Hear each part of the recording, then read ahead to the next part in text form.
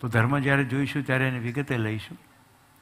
પણ અત્યારે એમનો પ્રશ્ન શમી જાય એટલે એટલું કહી દઉં કે ધર્મ અને સંપ્રદાય બે બિલકુલ અલગ વસ્તુ છે. જેને જેનાથી અલગ ન કરી શકાય એ છે એનો ધર્મ. જેને જેનાથી અલગ ના કરી શકાય એ એનો ધર્મ છે. હવે તમે તમારી અંદર જુઓ, માણસનો ધર્મ શું છે?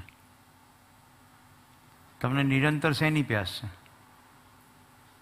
સુખની. માણસ સુખધર્મી છે. અસ્તિત્વમાં જે કંઈ છે બધાનો ધર્મ છે, પણ ફિક્સ છે. પદાર્થ અવસ્થા કોઈ પણ સંજોગોમાં આ પૃથ્વી પરથી હટાવી શકાશે નહીં. પાણીને ગરમ કરશો વરાળ થઈ જશે, ઠંડુ થશે બરફ થઈ જશે, પાડશી પડશે. હા કે ના? ખીલ્લી કટાઈ જશે, ફેરસ ઓક્સાઇડ હવામાં મળી જશે, ખીલ્લી દેખાશે નહીં, પણ ખીલ્લીને નષ્ટ કરી શકાશે નહીં. પદાર્થનું રૂપાંતર થયા કરશે, પણ પદાર્થ નષ્ટ કરી શકાશે નહીં. એ છે પદાર્થ અવસ્થાનો ધર્મ અસ્થિ. વનસ્પતિનો ધર્મ છે પુષ્ટિ. બીજ, છોડ, ફૂલ, ફળ, બીજ. એક બીજમાંથી અસંખ્ય ફરી પાછા બીજો. આમ પરંપરા ચાલ્યા જ કરશે. વનસ્પતિનો ધર્મ છે પુષ્ટિ. જીવો, આહાર, નિદ્રા, ભય, પ્રજનન. શરીર સમાપ્ત ના થઈ જાય એની જ પ્રવૃત્તિ, જીવવાની આશા. તો જીવ અવસ્થાનો ધર્મ છે જીવવાની આશા. જે કૂતરાને 15 વર્ષ પાળ્યું હોય ને 2 દંડા મારો તો જતું રહે. એને એમ લાગે કે હવે ભય છે અહીંયા તો રહેશે નહીં. જીવવાની આશા છે. માનવનો ધર્મ છે સુખપૂર્વક જીવવાની આશા. આ ધર્મમાં એ સફળ થાય એના માટે જુદા જુદા સંપ્રદાયોએ કામ કર્યું હશે.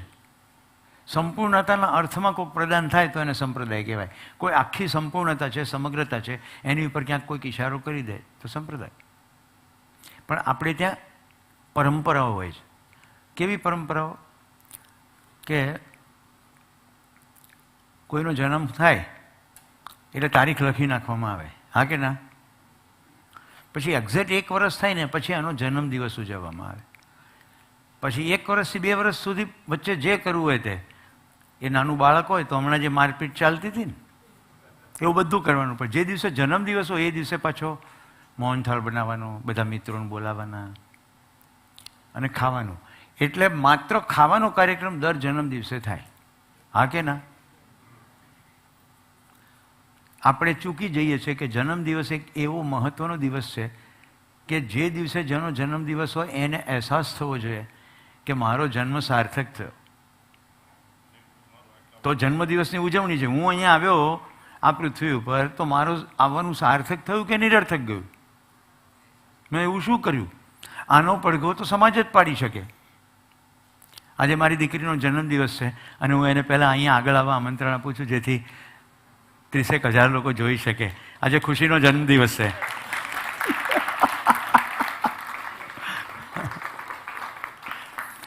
તો ખુશીનો જન્મ સાર્થક થયું એવું કરવા શું કરવું પડે? 2 દિવસથી ખુશી તમારી સાથે છે, રાઈટ? બધાની સાથે થોડી થોડી વાતો કરી હશે, ટહુકા કર્યા હશે.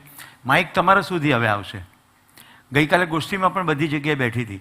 તમને ખુશીનો જે કંઈ અનુભવ થયો હોય એ તમે કહેશો. ઓકે? ખુશી આ સાંભળશે અને તમારા અનુભવ થકી એને એ ખ્યાલ આવશે કે મારું હોવાનું સાર્થક છે આ શિબિરમાં અને આ સંસારમાં. આ છે વિદ્યાની રોશનીમાં જન્મદિવસ. કારણ કે શરીર જન્મે છે, શરીર ખતમ થાય છે. યસ, ક્યાંથી શરૂ કરીએ? હાજી ભાઈ. મારી દ્રષ્ટિએ ખુશી એટલે હસતી રમતી લાઈવ પર્સનાલિટી જે સતત એક્ટિવ હોય છે અને કંઈક ને કંઈક એનું એકદમ લાઈવ હોય છે. એ પ્રેઝન્ટ મોમેન્ટમાં હોય છે સતત. Very good. અને બધા ઉપર એની વોચ પણ હોય છે કે શું કરે છે, તમારી શું જરૂરિયાતો છે. એટલે પ્રેઝન્ટ મોમેન્ટમાં છે. બહુ સરસ. હવે આપણે આ ભાઈને સાથે એક વસ્તુ જોડી દઈએ કે ખુશી જેટલી ખુશ રહે છે એ સાથે સાથે એની અભિવ્યક્તિ પણ કરવા માંડે આ જ્ઞાનની કે એનું નામ સાર્થક થાય કે નહીં. તો આખી સભાવતી આપણે આશીર્વાદ આપીએ કે ખુશીનું નામ સાર્થક થાય. રાઈટ? જહાં સે ભી ગુજરે ઉજાલે રચાએ. ગુડ. બીજું કોણ? નેક્સ્ટ. હાજી. હાલો. ખુશીના શબ્દોમાં જ કહું. કાલે અમારે યારે શેર કરવા આવી તો મને ખુશ્બુ એવું સંભળાણું. હમ એટલે અમે ખુશ્બુ આવી છે હમણાં ફેલાઈ જાય આ બધે. હમ એ કે નાના ખુશી છે વેચી દો. એટલે એ સરસ ખુશી વેચવાનું કામ કરે છે, પોતાની ખુશી. ખૂબ સરસ, વેરી ગુડ. નેક્સ્ટ. એના હાથે હા હા પૂરું થાય ગુણાનુવાદ પછી. હાજી નેક્સ્ટ. નેક્સ્ટ. ખુશી માટે ખુશીનું એક ગીત. અરે વાહ. ખુશી રહો હરી ખુશી હૈ તુમારે લીએ. પછીની લીટી નહીં ગાઉં પણ ખૂબ જ સરસ. પણ બર્થડે ગીત ગાયા વગર બર્થડે અધૂરો છે, તો આપણે બધા સાથે ગાઈશું. બારી બારી દિન યે આએ, બાર બાર દિલ યે ગાए, तुम जियो हजारों साल, ये मेरी है आरज़ू. Happy birthday to you, happy birthday to you, happy birthday to Khushi, happy birthday to you. God bless you.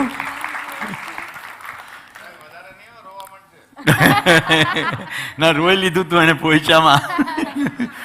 Yes, બહેનોમાં બોલો. કાલે બહેનો પણ વારાફરતી ખુશીને બોલાવતા હતા. મને એવું યાદ છે કે હું આ સભાને સાંભળતો હતો ત્યારે અહીંયાથી કોઈ એવું કીધું હતું કે ખુશી આ તારું આખું રેકોર્ડ થવું જોઈએ. ખુશી અમારી સાથે બેઠકમાં બેઠી તો એમ થતું હતું ખુશી યાદ રાખેલું નથી બોલતી પણ એનું હૃદય બોલતું હતું. અરે વાહ, કેટલું સરસ, કેટલું સરસ, બહુ જ સરસ. બેનપણીઓ ખો ખો કરવા વાળી ખાસ સ્પેશિયલ બેનપણી નહીં? ઓર કોઈ? હા કોણ? ધવલસિંહ. જો નામ ધવલસિંહ પણ સિંહ કોઈ દિવસ ધવલ એટલે ધોળો હોય. બતાવો બતાવો. હેલો.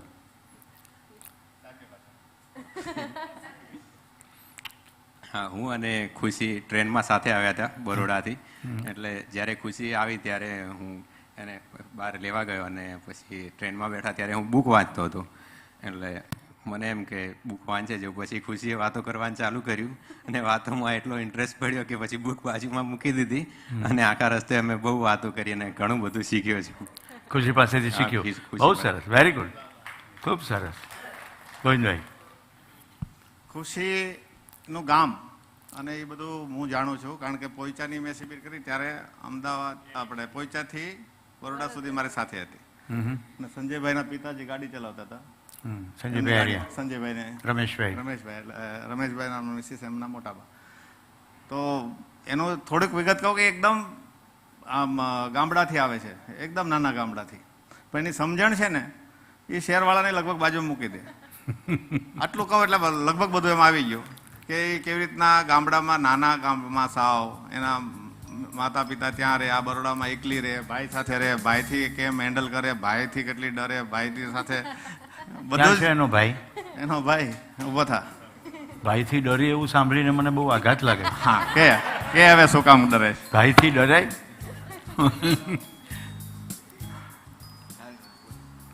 તમને ખુશી વિશે જે છે લાગણી કે? લાગણી તો કશું નથી, બેન છે અને આખું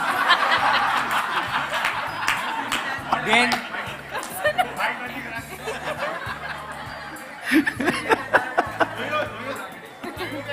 હવે તો મને ડર લાગવા માંડ્યો છે.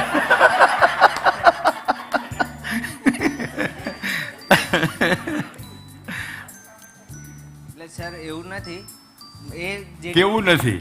જે પહેલા તું કઈ છે કે તો પછી કે એવું નથી? કઈ વાંધો નહીં, બોલો. એ મારું એટલું બધી રીતે ધ્યાન રાખે છે, બધી રીતે ધ્યાન રાખે છે અને કઈ બી વાતમાં કશું બી હોય તો મને પહેલાં પ્રોત્સાહન આપે. બધા એકબીજાથી સમજીને કરીએ છીએ. અમુક વારે ભૂલ થાય ને અમુક વારે ગુસ્સો આવે તો કાબૂમાં નહીં રહેતો. બાકી તો આજે તું તારા માટેથી શ્રેષ્ઠ બહેનને માટે કોઈ ભેટ હોય તો સોરી છે. સોરી ખુશી. રાઈટ. ભાઈ બહેનનો સંબંધ ખૂબ ઉમદા મોટો સંબંધ છે. રાઈટ. આપણી પાસે તેની કથાઓ ભરી પડી છે. જાગૃતિના પથ ઉપર ભાઈ બહેન સાથે અગ્રસર છે. આપણે બંનેને ભેગા મળીને આશીર્વાદ આપીએ કે ભાઈ બહેન આ રસ્તે ખૂબ આગળ વધે, સાથે સાથે પરસ્પરને પ્રેમ પણ દ્રઢ થાય. તો હાજી જો આ ગુણાનુવાદ છે, ગુણાનુવાદ એટલે આપણે ખુશીના ગુણ જોયા. જો જીવન વિદ્યાનું એક સૂત્ર કહું છું, પરગુણ ગણના વિકાસ છે, અવગુણ ગણના હ્રાસ છે. કોઈનો પણ તમે ગુણ જુઓ તો તમારો ક્રમશઃ વિકાસ થાય. તો ખુશીના ગુણ તરફ આપણું ધ્યાન જાય તો એમાં આપણું પણ કલ્યાણ છે, વિકાસ છે. યસ, ખુશી એનું નામ તો સાર્થક કર્યું જ છે, Very good. પણ અમારા એવા આશીર્વાદ છે કે એ નામથી બધા એની દીકરીનું નામ ખુશી રાખે. વાહ ભાઈ વાહ, વન્ડરફુલ, વેરી ગુડ, ખૂબ જ સરસ. બહેનોમાંથી કોઈ કહો મને, કે બહેનો પાસેથી સાંભળવાની બહુ અપેક્ષા હતી. કાલે બહેનો એટલી બધી ખુશીને બોલાવતી હતી વારંવાર. યસ, પાછળ જવા દો.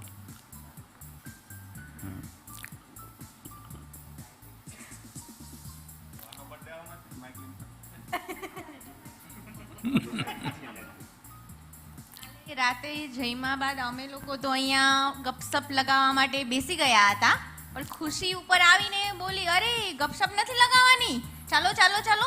મતલબ એની એક્ટિવ અને એનો ઉત્સાહ બહુ સરસ છે. એને જોઈને અમને આનંદ થાય છે. ખૂબ સરસ, અમે કંઈ શીખીએ છીએ એની પાસેથી. બહુ સરસ, વેરી ગુડ. તો કૃષિ Yes. એનું નામે અમારે હારે ક્યાંક જોડાઈ ગયું છે, કોને ખબર.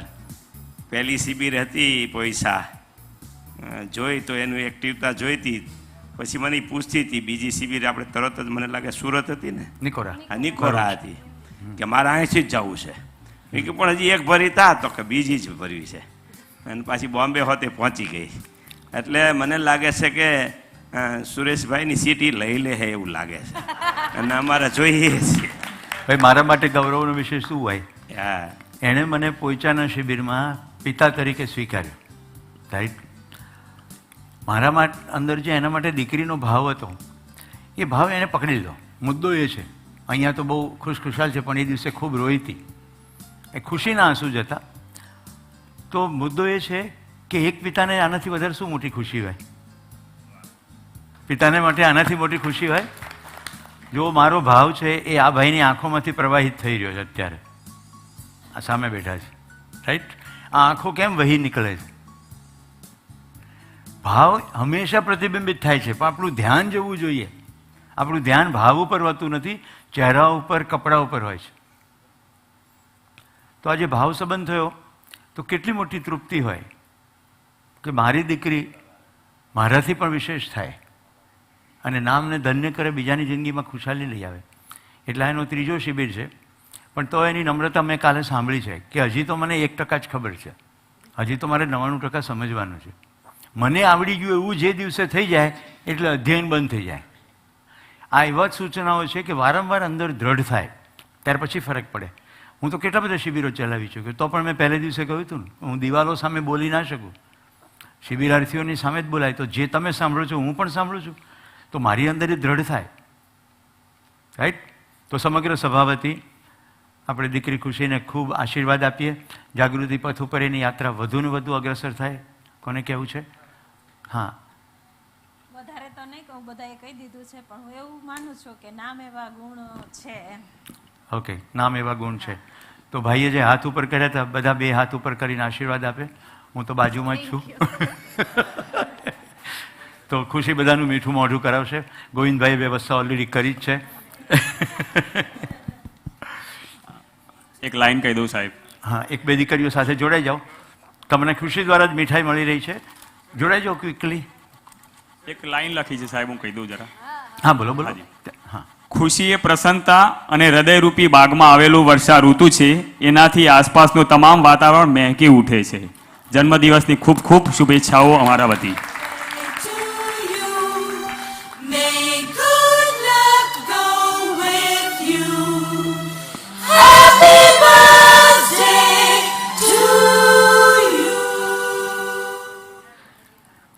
ખુશી માટે એક ગીત ગઈએ.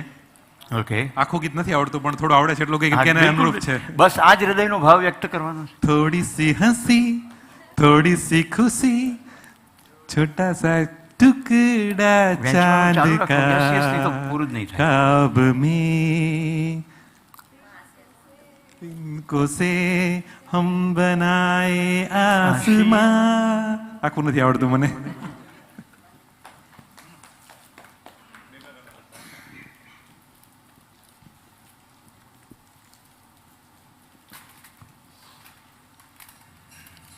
ઓકે, આ મીઠાઈ વહેંચાઈ દરમિયાન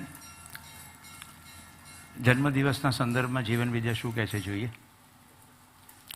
શરીર જન્મે છે અને શરીર ધીમે ધીમે વયસ થાય છે અને શરીર ધીમે ધીમે ક્ષીણ થાય છે.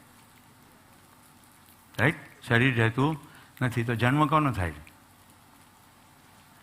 જો શરીર તો મરી જાય છે ને હું સતત છું તો મારો કદી જન્મ થતો નથી, મારું કદી મૃત્યુ થતું નથી. આ શરીર યાત્રા શરૂ થાય છે અને શરીર યાત્રા પૂરી થાય છે. હવે હમણાં ભલે તમને એમ લાગતું હોય કે આ વાત થોડી અઘરી છે, પણ અત્યારે એટલું તો જરૂર જોઈ શકાય કે દિન પ્રતિદિન શું આપણી સમજણમાં વધારો થઈ રહ્યો છે? જો હું થોડા પ્રશ્નો બોલું છું સિરીઝમાં, શું આપણી અંદર પ્રમાણમાં રોજ જે હળવાશ વધતી જાય છે, શાંતિ વધતી જાય છે, સંબંધો મીઠા થતા જાય છે, કશું નહીં કરવું એવી નિરાંત વધતી જાય છે, માણસો આવે તો આપણી અંદર વહાલ આવે છે, આપણી ફરિયાદો વધતી જાય છે કે ઘટતી જાય છે? આ પ્રશ્નો રોજ પૂછવાના, તો ક્રમશઃ આપણે જ્ઞાનની દિશામાં વધી રહ્યા છે. આ એક ફંડામેન્ટલ ક્વેશ્ચન કે મારી રોજે ખુશી વધે છે, રાઈટ? મારી જિંદગીમાં ખુશાલી, ઉત્સવ, પ્રસન્નતા વધે છે? જો આ અર્થમાં જોઈએ તો આપણું આ શરીર યાત્રા સાર્થક થઈ. નંબર 2, આમ તો આપણે કોઈને ખુશ સુખ ના કરી શકીએ, પણ આપણા કોઈ કાર્યો થકી બીજાને ક્યાંક દુઃખી તો નથી કરતા ને? રાઈટ? વ્યક્તિ પોતાને કારણે જ દુઃખી થાય, પણ આપણે સુખી થવા માટે એવું કરી બેસીએ કે કોકનું દિલ દુભાઈ જાય, એવા શબ્દો બોલી દઈએ, એવું કાર્ય થઈ જાય. ઇન્ટેન્શન તો ખુદનો જ સુખી થવાનો છે, પણ આપણા સુખી થવાના ભાગરૂપે કોઈકને આપણે દુઃખી કરી દઈએ એવું તો નથી થતું ને? એ જોવાનું છે. રાઈટ? તો આપણે આગળ વધશું. છેલ્લે જેટલું પણ કામ થયું, આપણે માનવા અને જાણવાની યાત્રામાં હતા. મેં તમને થોડા વિડીયો ભયપૂર્વક માનવાના બતાવ્યા, થોડાક પ્રલોભનપૂર્વક, અને આસ્થાનો મેં તમને એક વિડીયો બતાવ્યો હતો. રાઈટ? હવે આસ્થાની અંદર ઊંડા જઈએ. આપણી આસ્થા શેમાં છે? ક્યારેક કોઈક આસ્થા કોઈ વ્યક્તિમાં છે, ક્યારેક આસ્થા કોઈ દેવ દેવતામાં છે, જેને આપણે દેવી દેવતા, ભગવાન, ઈશ્વર. આપણી આસ્થા ક્યારેક કોઈ ફકીર, પીર, સાધુ, બાબાજીમાં છે. આપણી આસ્થા ક્યારેક કોઈક એવા કન્સેપ્ટમાં છે કે જેનું મૂર્ત કોઈ સ્વરૂપ નથી. દાખલા તરીકે પૈસા. આ જે નોટ્સ છે ને, અસ્તિત્વમાં પૈસા નથી, અસ્તિત્વમાં ખાલી વસ્તુ છે. માણસે વસ્તુને નોટના બદલામાં વિનિમય માટે એક વ્યવસ્થા ગોઠવી. આવું દેખાય છે? સમજો, જે અસ્તિત્વમાં નથી એની વાત કરી રહ્યો છું. અસ્તિત્વમાં સરકાર નથી, અસ્તિત્વમાં માણસોનો સમુદાય છે જે ભેગા થઈને બીજાને કાં તો અનુકૂળ થવાની કોશિશ કરે છે, કાં તો નિયંત્રિત કરવાની કોશિશ કરે છે. ધન્યવાદ, ધન્યવાદ. અસ્તિત્વની અંદર બેંક નથી. જો તમને એમ થાય અમારે બેંક ઓફ બરોડામાં ખાતું છે ને, અસ્તિત્વમાં બેંક નથી, કંપની નથી. મયુરભાઈ, દાખલા તરીકે બેંક ઓફ બરોડા મુંબઈની સાનપાડા શાખા નીચે જમીન બેસી જવાથી તૂટી જાય તો બેંક ઓફ બરોડા બંધ થઈ જતી નથી. આપણે શું કહીએ છીએ? બેંક ઓફ બરોડાનું મકાન તૂટી ગયું. તો એક્ઝિસ્ટેન્શિયલી બેંક જેવું કંઈ છે નહીં, પણ બધાએ ભેગા થઈને સ્વીકાર્યું છે એવી માનવકૃત વ્યવસ્થા છે. આ સમજાય છે? થોડા માણસો ભેગા થઈને નાણાકીય વ્યવહાર સંભાળે છે, એને આપણે બેંક કીધું. થોડા માણસો ભેગા થઈને બીજાને નિયંત્રિત કરે છે, એને આપણે સરકાર કીધું. એવી જ કરન્સી આપણી આમાં પણ આસ્થા હોય છે. સરકાર ચલાવવાના વિચારમાં પણ આસ્થા હોય છે, જેમ કે સામ્યવાદની સરકાર હોવી જોઈએ. આ બધી આસ્થાઓ જ છે. તો આસ્થાઓ કેટલી બધી થઈ? વ્યક્તિ ઉપર આસ્થા, દેવદેવી ઉપર આસ્થા, કોઈ વિચાર ઉપર આસ્થા, કોઈ માનસિક કન્સ્ટ્રક્ટ, મેન્ટલ કન્સ્ટ્રક્ટ જેમ કે આ બેંક વગેરે, એની ઉપર આસ્થા. પૈસા છે ને, બધું કરી લઈશું. પૈસાથી થાય નહીં, સંબંધથી થાય. ગંગોત્રી શિબિર અમે બધું અગાઉથી ગયા આયોજન કરવા. રાઈટ? આખું ઉત્તરાખંડ બંધ. શિબિર ચલાવનાર સોમ ત્યાગીજી હતા. અમે 4 ભાઈઓ ગયા, બધું ગોઠવ્યું. જે પણ ત્યાં વ્યવસ્થાપક હતા એને એડવાન્સ પૈસા આપ્યા કે આ 150 માણસોનું રસોડું થશે, ગેસના સિલિન્ડર લાવી રાખજો, વગેરે વગેરે વગેરે. બધી વાતમાં હા પાડી. શિબિર ચાલુ થયો. આગલે સાંજે અમે પહોંચ્યા. સાંજનું રસોડું ચાલ્યું ત્યાં તો ગેસના બાટલા પૂરા થવા આવ્યા. હવે ગંગોત્રી આખું તીર્થ, મેં કહ્યું ને બંધ છે, ઉત્તરાખંડ બંધ છે, હરિદ્વાર ઋષિકેશથી અહીંયા આવવાનું છે નહીં, પણ સંબંધ હતો ને એટલે એક ફોનથી અમારી સાથે એક સાધુ આવેલા, એ સાધુએ એક ફોન કર્યો એટલે થઈ ગયા ગેસના બાટલા. ગંગોત્રી તીર્થના પૂજારી પોતે બાટલાની વ્યવસ્થા કરી દીધી, જ્યારે કે અમારે રહેવાનું બીજા આશ્રમમાં હતું. સંબંધ. તમે એમ કહો પૈસાથી બધું થઈ જાય, તો કોવિડમાં જ્યારે સિલિન્ડર નહોતા ત્યારે પૈસા કેટલા બધા હતા. મારા પિતાજીને કોરોના થયો. આ એવા દિવસો હતો જ્યારે એમ્બ્યુલન્સોની અંદર માણસો હોસ્પિટલની બહાર લાઈન લગાવેલી હતી. હું ગાંધીનગરમાં, મારા પિતાજી અમદાવાદમાં, મને પણ કોરોના થયો, પણ મને માઇલ્ડ હતું એટલે દવાખાને જવું નહીં પડ્યું. મારા બેન બનેવી અમદાવાદમાં પિતાજી પાસે તરત ફોન કર્યો કે ક્યાંય હોસ્પિટલ તો છે નહીં. મેં કીધું કોશિશ કરું. એક જ ફોન. જે ડૉક્ટરે ફોન ઉપાડ્યો એને કીધું કે જગ્યા નથી, પથારી નથી, પણ પિતાજી છે ને લઈ આવો, ગમે તેમ કરશું, હોસ્પિટલમાં દાખલ તો કરી જ દઈશું. આઈસીયુમાં દાખલ કર્યા, 2 દિવસ પછી બેડ મળી ગઈ અને પિતાજી સહી સલામત ઘરે પાછા પણ આવી ગયા. હું જે તમને કહી રહ્યો છું, પૈસા નહીં, સંબંધ. જે ડૉક્ટરે મેં ફોન કર્યો એ ડૉક્ટર મારી સાથે કાશ્મીર આવ્યા હતા. અમે બધો જ કાર્યક્રમ પૂરો કર્યો, મિત્રોની સાથે ફરવા ગયા હતા. છેલ્લે મેં બધો હિસાબ કર્યો, પૈસા જે વધ્યા હતા બધાને પાછા આપ્યા. એ ડૉક્ટર મને કે તમે કઈ પ્રકારના ટૂર ઓપરેટર છો? મેં કીધું હું ટૂર ઓપરેટર છું જ નહીં. કે આટલી બધી મજા પડી, આટલો ઓછો ખર્ચો છે ને તમે પૈસા પાછા આપો છો? મેં કીધું વધ્યા છે જ પાછા આપવા પડે. સમજાય છે? પૈસા કરતાં સંબંધ કેવી રીતે કામ લાગશે થોડી ખબર છે કે આ ડૉક્ટરને આપું છું તો ડાઉન ધ લાઈન 3 મહિના પછી મારા બાપાને આવી સ્થિતિ થવાની છે એવી એ દિવસે થોડી ખબર છે. સંબંધ. સમજાય છે? અહીંયા જે છે ને ભય, આમાં ધન ખોવાનો ભયની જગ્યાએ સાથે માણસ ખોવાનો ભય જો જોડીએ, જે ખરેખર છે નહીં, કારણ કે માણસ તો છે જ, ખાલી ઓળખવાનો છે, પણ કાલ્પનિક રીતે જોઈએ તો બહુ જ મોટો ફેર પડે. હું તમને જે પ્રસંગો કહું છું એમાંથી સમજવા મળે છે. એક બીજો પ્રસંગ કહું. હોલેન્ડમાં ભણતો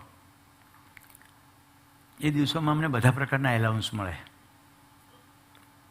લિકર એલાઉન્સ, આપણે દારૂ તો પીએ નહીં, એન્ટરટેનમેન્ટ એલાઉન્સ, પિક્ચર જોવા માટેનું એલાઉન્સ.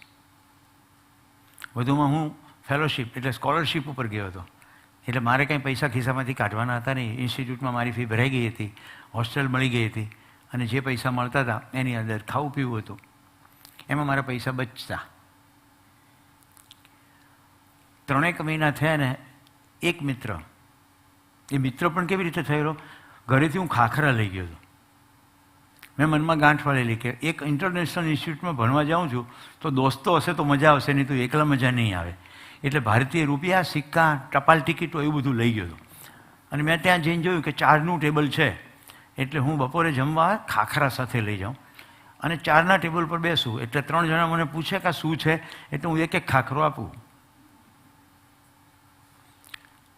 એક વિદ્યાર્થી મને જોયા કરે કે આ રોજ ટેબલ બદલી નાખે છે, એટલે એણે મને એક દિવસ તો એનો વારો આવી ગયો.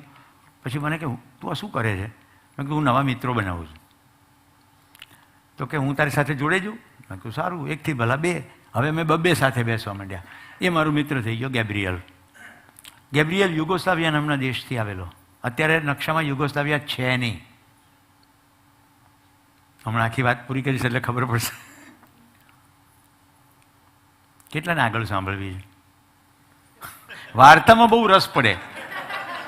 આખી સિનેમા ઇન્ડસ્ટ્રી વાર્તા ઉપર જ ચાલે. જ્ઞાનનો પોઈન્ટ પકડી લેજો એની અંદરથી. આ તમામ ઉદાહરણો પાછળ ઈશારો માત્ર ને માત્ર છે આ બધું ખોવાનો ભય છે, પણ જે ઓલરેડી છે જેને જોવાનો, સમજવાનો ખ્યાલ નથી આવતો, એ આવી જાય તો ભય જાય. જો પ્રાણભય કેવી રીતે જશે? હું નિરંતર છું એવું કહેતાની સાથે પ્રાણભય જતો રહેશે. આપણે આજે સાંજના ભાગમાં અથવા આવતીકાલ સવારથી અસ્તિત્વ દર્શન શરૂ કરશું. આખું અસ્તિત્વ કેવી રીતે સજેલું છે, તો ધન ખોવાનો ભય જતો રહેશે. હું મારો હોવાનો અર્થ સમજીશ, જેમ ખુશીનો જન્મદિવસ ઉજવ્યો, મારું પૃથ્વી પર હોવાનો અર્થ સમજીશ એટલે પદ જતો રહેશે. પદનો ભય, પદ ખોવાનું છે જ નહીં. અને મારું માન, મારી પ્રતિભા અને મારા વ્યક્તિત્વના સંતુલનમાં છે એવી ખબર પડી જશે એટલે માન ખોવાનો પણ ભય નહીં રહે. એટલે ભય ગયા. ગેબ્રિયલને અમારી દોસ્તી તો મજબૂત થઈ. 3 મહિના પછી એણે કીધું કે પટેલ, હવે હું ભણવાનું છોડું છું ને જાઉં છું. મેં કીધું કેમ ભાઈ? તો કે બહુ કહેવાય એવું નથી. હવે હું મારી હોસ્ટેલમાં કમ્ફર્ટેબલ એસીમાં રહેતો, મને ખબર નહીં ગેબ્રિયલ ક્યાં રહે છે, બોલતો હોસ્ટેલ. મેં કીધું મારે તારી સાથે વિગતે વાત કરવી છે, તારે વળી અભ્યાસ છોડવાનું શું કારણ છે? એને એડ્રેસ આપેલા હું ગયો. એક પાર્કિંગ પ્લોટ હતો, એની અંદર કેરેવાન પાર્ક કરેલું. કેરેવાન એટલે હરતું ફરતું ઘર, એની અંદર ટોયલેટ હોય, પથારી હોય, વાન જેવી વાન જ હોય. તમે મોટી બસ જેવી કલ્પના કરી લો. બસથી થોડુંક નાનું હતું પણ એમાં રસોડાની પણ સગવડ હોય, બધું નાની નાની જગ્યામાં ગોઠવેલું હોય. એક નાનો બલ્બ જલતો હતો અને આખું ઠંડુ ગાર હતું કેરેવાન. એને મને શાલ આપી, કારણ કે હું તો સાદા જેકેટમાં ગયો હતો. મેં કીધું કેમ આ ગરમ કેમ નથી? તો કે પાર્કિંગના પૈસા પૂરા થઈ ગયા છે, એ કાઢી મૂકે એટલી જ વાર છે. વીજળીનું કનેક્શન એમણે કાપી નાખ્યું છે, આ બેટરી ઉપર ચાલતો બલ્બ છે, ગટર નથી, પાણી નથી, એટલે હું ઇન્સ્ટિટ્યૂટના ટોયલેટમાં જાઉં છું. આવું કેમ છે? કારણ કે મેં યુગોસ્લાવિયાની અંદર ભણતા ભણતા સૈનિકની તાલીમ લીધેલી છે. મારી સરકારે મને એવું કહ્યું કે તાત્કાલિક ડ્યુટી ઉપર હાજર થા. હું ક્રિશ્ચિયન છું અને જો હું ડ્યુટી ઉપર હાજર થાઉં તો મારે નિર્દોષ મુસ્લિમોને મારવા પડે, કારણ કે સરકાર અત્યારે એન્ટી મુસ્લિમ છે, એટલે મારે જવું પડે. હું એક પણ નિર્દોષને મારી શકું નહીં. મેં સરકારની વાત માની નહીં એટલે મારું બેંક બેલેન્સ જપ્ત કરી નાખ્યું. મારી પાસે પૈસા તો છે પણ હવે હું બેંકમાંથી કાઢી શકતો નથી. બીજી ધમકી એવી એમણે આપી છે કે હવે જો તું ડ્યુટી ઉપર હાજર નહીં થાય તો તારા માતા પિતાને હું રોડ ઉપર મૂકી દઈશ, સરકાર ઘરમાંથી કાઢીને. એટલે મારે જવું પડશે. મિત્રો, આટલું સાંભળીને મને એમ થયું કે મારી પાસે આ 3 મહિનાના બચતના પૈસા છે અને અમારું મિત્ર ભણવાનું છોડી દેવું કેવી રીતે ચાલે? એટલે મેં કીધું કે હું તને પૈસા આપું છું. તો કે પટેલ, તારા પૈસા 1 મહિનોય નહીં ચાલે આ બચત. મેં કીધું હોસ્ટેલમાં મારી જોડે રહેવા આવતો રહે. તો કે ના, યુરોપિયન લો પ્રમાણે એવું છે, એવું પણ નહીં થઈ શકે. ઇન્સ્ટિટ્યૂટના નિયમો છે, હોસ્ટેલમાં એકને આપેલી હોય તો એક જ રહેવાય. તો મેં કીધું તું મને 1 દિવસ આપી દે. આખી રાત મારા મનમાં ધમસાણ યુદ્ધ ચાલ્યું. એવું હું શું કરું કે મારો મિત્ર બચી જાય? હું વાંસળી લઈ ગયો હતો અને મેં ત્યાં જોયેલું કે ચર્ચની આગળ લોકો ઊભા ઊભા ગિટાર વગાડે અને ગિટારનું ખોખું મૂકેલું હોય અથવા પોતાની ટોપી મૂકેલી હોય, એમાં બધા પૈસા નાખે. હવે હું વિદેશી ભારતીય વિદ્યાર્થી એટલે પરમિશન વગર કંઈ કરી શકું નહીં. એટલે હું ઇન્સ્ટિટ્યૂટના ડીનને મળવા ગયો કે મને તમે પરમિશન આપો તો હું ચર્ચની અંદર વાંસળી વગાડીશ અને મારા મિત્ર માટે પૈસા ભેગા કરીશ. મારી પાસે પૈસા છે, એનાથી 1 મહિનો નીકળશે પણ પછી એનું ટકવાનું. અને મને બીજો એક આઈડિયા સૂચી ગયો એટલે મેં નાનકડું બોર્ડ બનાવ્યું. અમે 450 વિદ્યાર્થી ભણતા હતા એટલે મેં કીધું આ બોર્ડ હું ગળામાં લટકાવીને કેન્ટીનમાં બપોરે જમવાનો જે બ્રેક પડે છે ત્યાં ઊભો રહેવા માગું છું. એની અંદર મેં એવું લખ્યું હતું કે તમારા ભોજનમાંથી આજે 1 ગિલ્ડર જો બચાવો, ત્યાં ડોલરને બદલે ગિલ્ડર હતું, 1 ગિલ્ડર બચાવો તો 400 વિદ્યાર્થી 1 ગિલ્ડર આપે તો 400 ગિલ્ડર થઈ જાય. મારી 1250 ગિલ્ડર સ્કોલરશીપ હતી. એટલે મેં કીધું જો 400 ગિલ્ડર મળી જાય, હું 10 દિવસ કામ કરું તો 4000 ગિલ્ડર મળી જાય. લોકો 1 ગિલ્ડર બચાવે તો આપણો વિદ્યાર્થી બચી જાય. પણ મારે પરમિશન જોઈએ. મારા ડીન મને કે તું ભારતમાં ક્યાંથી આવે છે અને આમ નકશો ખોલ્યો. મેં કીધું આ ખોટો મારો સમય બગાડે છે, હું અહીંયા પૂછ્યું છે એનું તો જવાબ આપતા નથી. પણ એમને મીન વાઇલ ડચ ભાષામાં એની સેક્રેટરી સાથે કંઈક ડગડગ કહી દીધું. એ મને કંઈ સમજાણું નહોતું. પણ કોફી મારી પૂરી થઈ એ દરમિયાન એના સેક્રેટરી કાગળ લઈને આવી ગયા.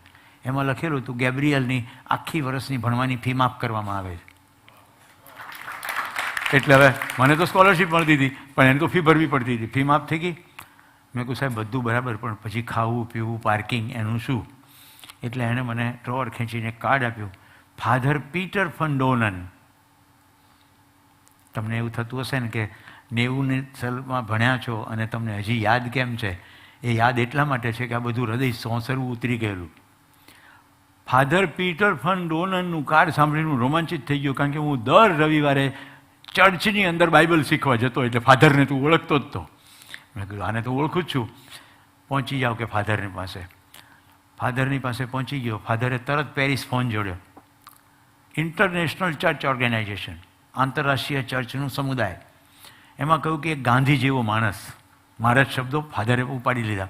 મેં કહ્યું તો ગાંધીના દેશમાંથી આવું છું, કોઈને પણ નહીં મારવું એવું ગાંધીજીએ શીખ્યું. આ માણસની પાસે વેપન છે, એનું પરિવાર સંકટમાં છે, પણ એ કોઈ નિર્દોષને મારવા તૈયાર નથી. અને જવા માટે એટલા માટે જતો હતો, એને એવું કહ્યું કે હું રાત્રે બોર્ડર ક્રોસ કરીશ, થોડા પૈસા કેશ છે હાથમાં, એ ખવડાવીશ બોર્ડર ઉપર, એટલે અંદર જઈશ. માતા પિતાને એ લોકો રોડ ઉપર મૂકી જ દીધા હશે, એટલે એમને ઊંચકીને હું બોર્ડર ક્રોસ કરીને હંગેરી જઈશ. ત્યાં મારી બહેનને પરણાવી છે, તો માતા પિતાને હંગેરી છોડી દઈશ અને પછી હું હંગેરીમાં કંઈક કામ શોધીશ. મેં કહ્યું તારું બીજું પરિવારમાં? તો કે મારી પત્ની ગેબ્રિએલા, દીકરો ઈવાન, બીજો દીકરો લાત્સી, આટલું છે. આ બધાને મારે શિફ્ટ કરવાના. ફાધરે બધી વાત કરી દીધી. મિત્રો, મને 1250 ગિલ્ડર મળતા હતા. ગેબ્રિયલને 2000 ગિલ્ડરની સ્કોલરશીપ ઇન્ટરનેશનલ ચર્ચ ઓર્ગેનાઇઝેશને મંજૂર કરી નાખી ફોન ઉપર. એટલે ગેબ્રિયલનું રહેવાનું, ખાવાનું, પાર્કિંગના બધી સમસ્યા હલ થઈ ગઈ. ઉપરથી થોડા પૈસા વધારે થયા. ગેબ્રિયલે નિર્ણય કર્યો તે પ્રમાણે ગયો. એના માતા પિતાને હંગેરી મૂકી આવ્યો અને પત્ની અને બાળકોને લઈને પાછો આવ્યો અને એનું ભણવાનું ચાલુ કર્યું. હજી વાર્તાનું ક્લાઇમેક્સ નથી આવ્યું. આ તો હજી અડધે જ પહોંચ્યા છીએ. હવે નથી કહેવી.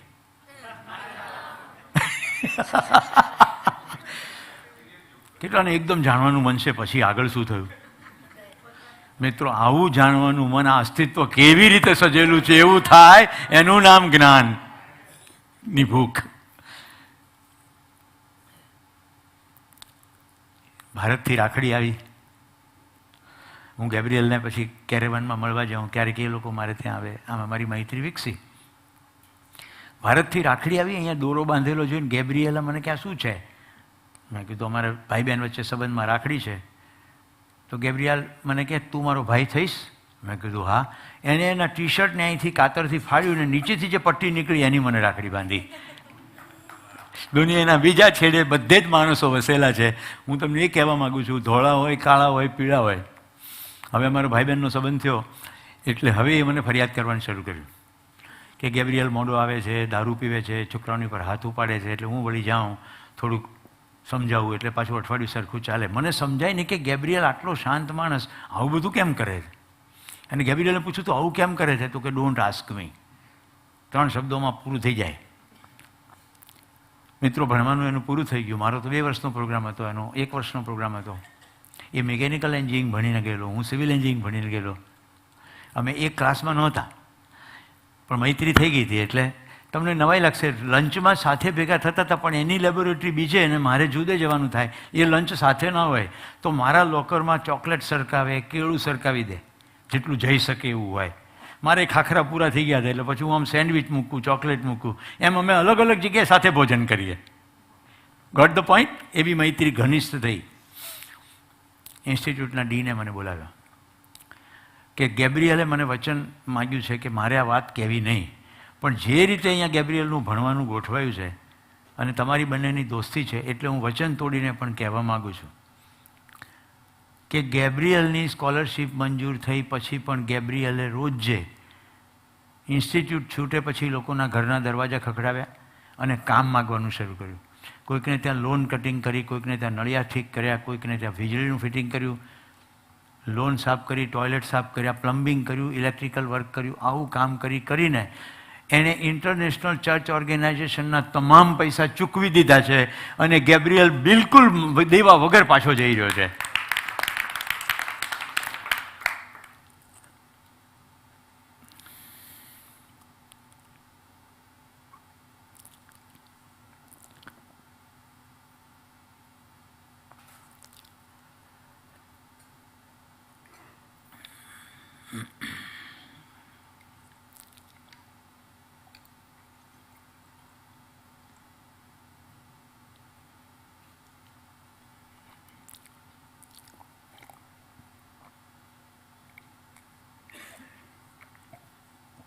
હવે તમને થશે કે આ તો તમારા મિત્રની વાત થઈ, આ સંબંધનું શું? આ આખી પ્રક્રિયા ઇન્સ્ટિટ્યૂટના એક બેન જોયા કરે. એમનું નામ હેટી બ્લુમન. એમના પતિ સટીન.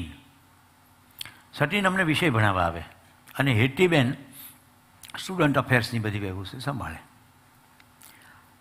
એક દિવસ સટીનભાઈ આવ્યા અને મારે ઘરે કોમ્પ્યુટર મૂકી ગયા કે તું ભારતથી આવ્યો છે, તારી પાસે કોમ્પ્યુટર નથી અને તું ઇન્સ્ટિટ્યૂટની અંદરનું કોમ્પ્યુટર ચલાવે છે, એમાંય તને વીક છે તું કોમ્પ્યુટરમાં, તું આ ઘરે કરે તો તારી મજબૂત થઈ જાય કોમ્પ્યુટર. જો કેવી રીતે સાધનો આવે છે સંબંધને કારણે, હું તમને સમજાવી રહ્યો છું. ગેબ્રિયલની તાકાત નહોતી મને વસ્તુ આપવાની, સેટીન આપી ગયા. થોડા દિવસ પછી મને કે ચા પીવા આવું, મેં કીધું આવો. અમે 8 જણા હોસ્ટેલમાં રહેતા હતા. એક ફ્રીજ હતું 8 જણાનું રહેતું હતું. એ ખાલી જોઈને ગયા અને પૂછીને ગયા. બીજે દિવસે એની કારની હૂટ ખુલ્લું અને કે તમે 5-6 જણા આવો તો નીચે. મારા માટે ફ્રીજ મૂકી ગયા કે તને ભણવામાં રસ છે અને તું, કારણ કે મેં એ સ્ટોરી તમને કીધી નથી પણ હું શુદ્ધ વેજીટેરિયન, એટલે મેં મારી આખી શૈલી બદલી નાખી હતી. હું દૂધ, ફળો, ચોકલેટ, કાચા શાકભાજી ખાતો, એટલે ફ્રીજ એનાથી ભરી દઉં. એનું મનમાં બેસી ગયું એટલે ફ્રીજ આવી ગયું. વાર્તા અહીંયા પૂરી થાય છે મિત્રો. હવે જે ઘટના ઘટી છે મોસ્ટ ઇમ્પોર્ટન્ટ છે. મારા દીકરાને એડમિશન મળ્યું નેશનલ ઇન્સ્ટિટ્યૂટ ઓફ ડિઝાઇનમાં, કારણ કે એને ભણવા દરમિયાન જ બાંબુની સાયકલ બનાવી, ન્યૂઝપેપરની થેલી બનાવી, એવું બધું બનાવવા માંડ્યો. એના મનમાં પણ એવો ભાવ થઈ ગયો કે કેવી રીતે ઉપયોગી થવાય, કારણ કે જીવન વિદ્યા તો પહેલાં એને આવી હતી.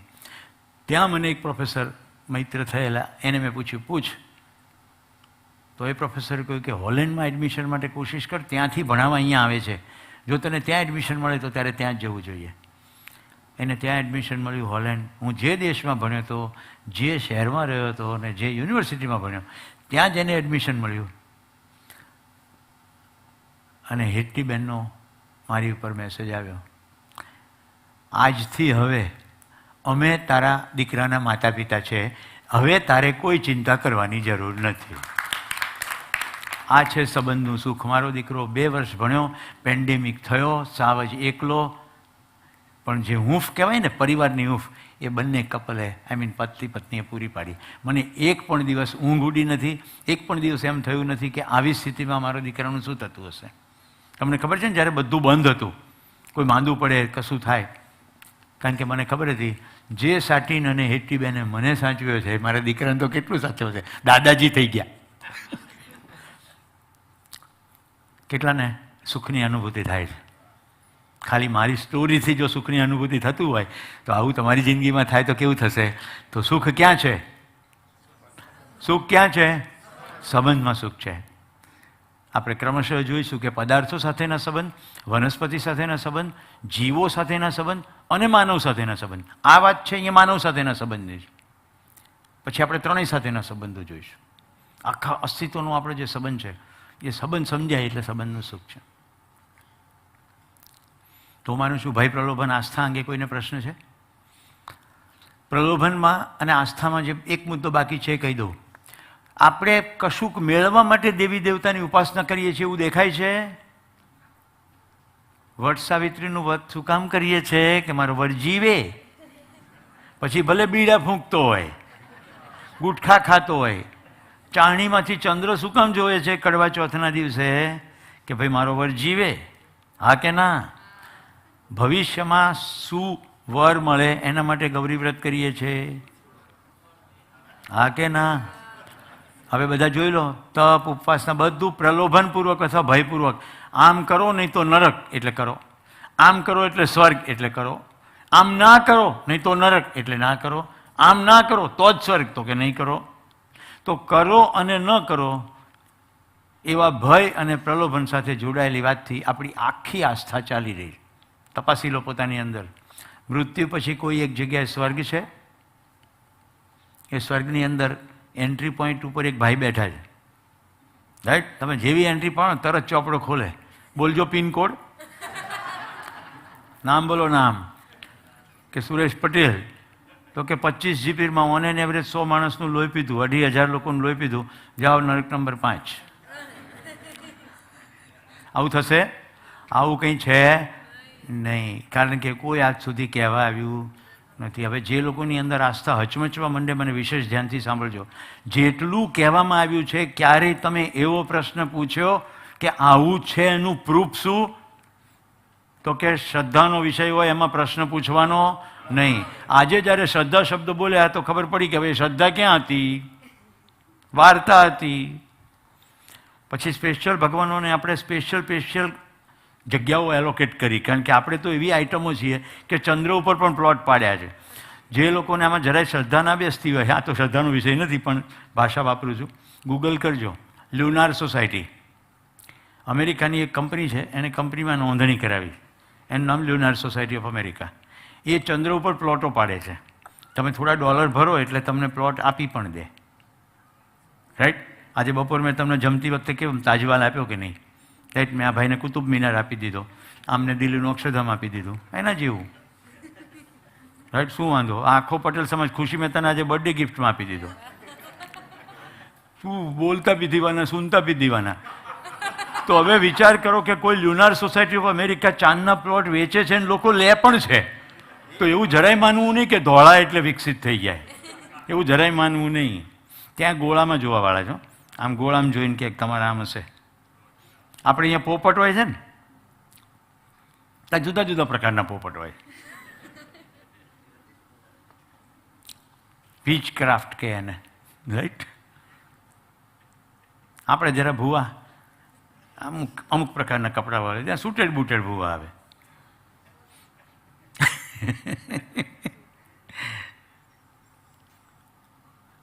આસ્થાની અંદર ભય છે અને પ્રલોભન છે. એટલે આપણે આમ જતા જતા રોડ ઉપર કંઈક આવે એટલે આમ બધા ડ્રાઈવરો હોર્ન મારે કે હું જાઉં છું, ધ્યાન રાખજો. આપણા દેશમાં એવા સ્થાનકો છે જ્યાં ખાસ આસ્થાના કેન્દ્રોમાં ક્યાંક દારૂ ચડાવવાનું, રાઈટ? કોઈ ખાસ પશુનો બલિ ચડાવવાનો. આપણે જે ભોજન કરીએ છીએ ને એ ભાઈ ગુવાહાટીથી છે.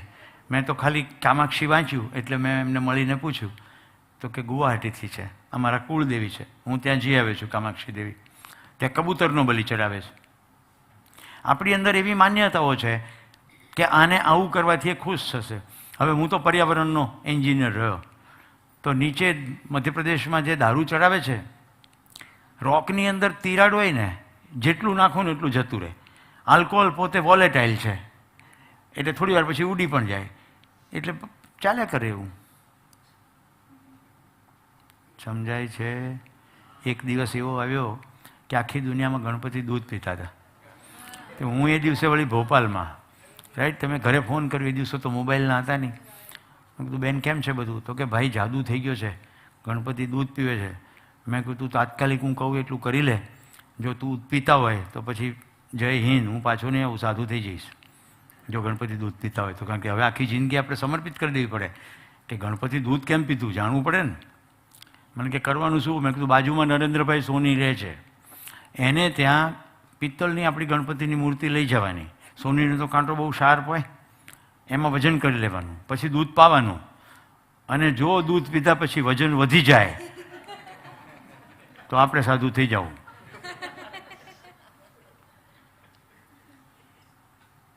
શું લાગે તમને, વજ્યું હશે? પિત્તળનું ગણપતિની મૂર્તિમાં દૂધ જાય નહીં.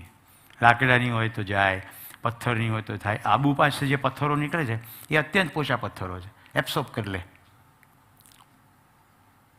મારી બેન મને કે તને ભાઈ આવો વિચાર કેવી રીતે આવે? મેં કહ્યું જો, જે દૂધ પીવડાવવાના જે દેવ છે ને, રાઈટ, એના પિતાજીનું વાહન શું છે? નંદી છે ને, શિવજીનું વાહન. હવે જેનું વાહન નંદી છે એને કાંઈ ગાયોની અછત તો હોય જ નહીં, તો પોતાના દીકરાને દૂધ ડાયરેક્ટ ન આપી દે તો તમારી રાહ જોવે? સીધું સિમ્પલ છે કે નહીં?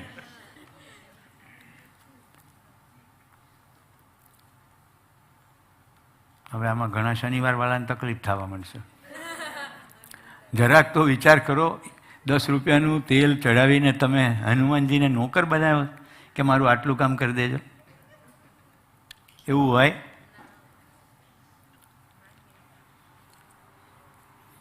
આ બધા જેટલા આસ્થાના વિષય છે એ વિષય ઉપર બહુ જ શાંત ચિત્તે વિચાર કરવો પડે. જો હું નાસ્તિક નથી, હા, બિલકુલ કોઈ એવું નહીં માની લેતા જો હું નાસ્તિક છું, પણ ઈશ્વર તત્વ સમજાયા પછી જે થાય એનું નામ સાચા અર્થમાં આસ્થા છે. ત્યાં સુધી તો વાર્તા જ છે બધી. માનના છે, જાણના નથી.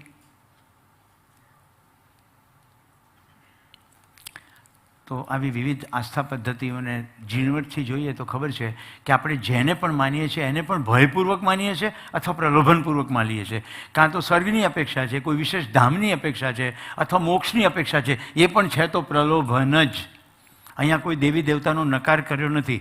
મહેરબાની કરીને હું જે નથી બોલ્યો તે સાંભળી નહીં લેતા. મેં એક પણ વાર ગણેશજીનો નકાર કર્યો નથી, હનુમાનજીનો નકાર કર્યો નથી, શિવજીનો નકાર કર્યો નથી. મેં ખાલી એમ કીધું છે શું ચાલી રહ્યું છે એ જુઓ. જે ચાલી રહ્યું છે એ તો આપણી એવી માનસિકતા છતી કરે છે કે આપણે દેવી દેવતાઓને પણ આપણા કામ માટે કામ કરવાવાળા એજન્ટ બનાવે છે કે હું તને આટલું આપું તો તું મારું આટલું કામ કરી દે. હા કે ના? હમણાં શ્રાવણ મહિનો શરૂ થઈ ગયો કે થવાનો છે? હે? પરમ દિવસથી. હવે સોમવાર કોણે બનાવ્યો?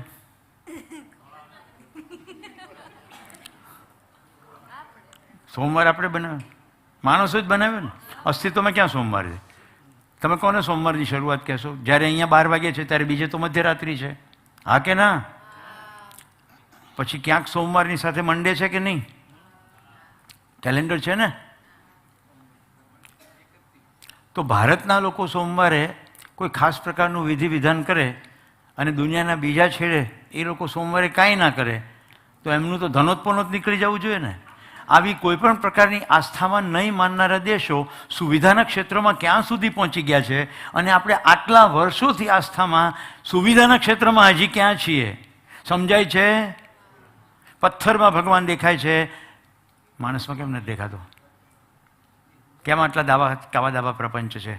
તો ઈશ્વર તત્વ સમજાયું નથી. ઈશ્વર વિશે, દેવી દેવતા અને અવતાર વિશે હજી પણ આપણી પાસે માન્યતાઓ જ છે. તો એ ચકાસવાનો પ્રયત્ન. ઠીક છે?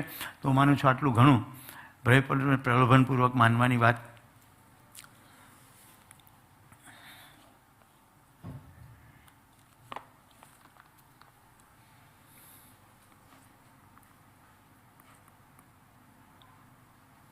આ મને લાગે બંધ થઈ ગયું છે.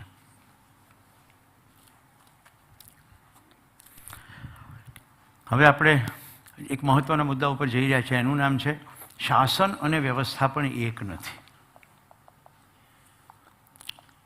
આપણે અત્યાર સુધી જે એક નથી એવું કેટલું બધું જોયું, રાઈટ?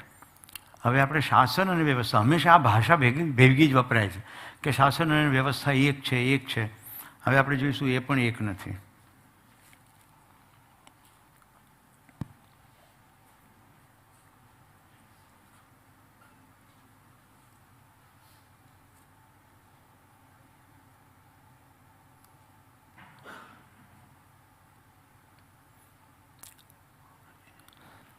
ઓકે, અમે માન્યતા વિશે થોડું લખ્યું છે. કંઈક ને કંઈક માન્યતાના આધારે નિર્ણયો કરીએ છીએ, કાર્ય કરીએ છીએ, પરિણામ આવે તે ભોગવતા હોઈએ છીએ, સુખ કે દુઃખ. જાણવાની વાત થઈ ગઈ છે.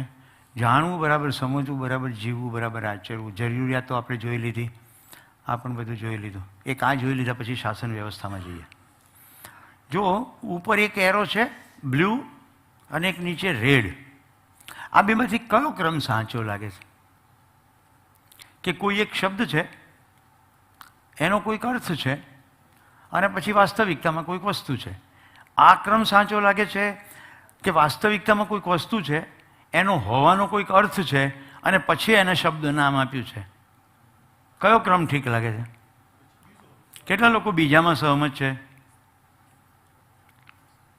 હજી બાકીના લોકોને પહેલો ઠીક લાગે છે, કારણ કે નિશાળની અંદર આ જ થયું છે. ક્યાં ગયા આપણા શિક્ષણવાળા ભાઈ? એ નહીં, જેમણે અહીંયા સમયની બાજુમાં બેઠા હતા. કેમ પાછળ બેઠા છે? ટિકિટ બુક કરે છે. હવે શિબિરમાંથી જવાનો નિર્ણય કરી લીધો. આટલું જલ્દી સમીક્ષા થઈ ગઈ? એ ભાઈ, અહીંયા વહી આવો.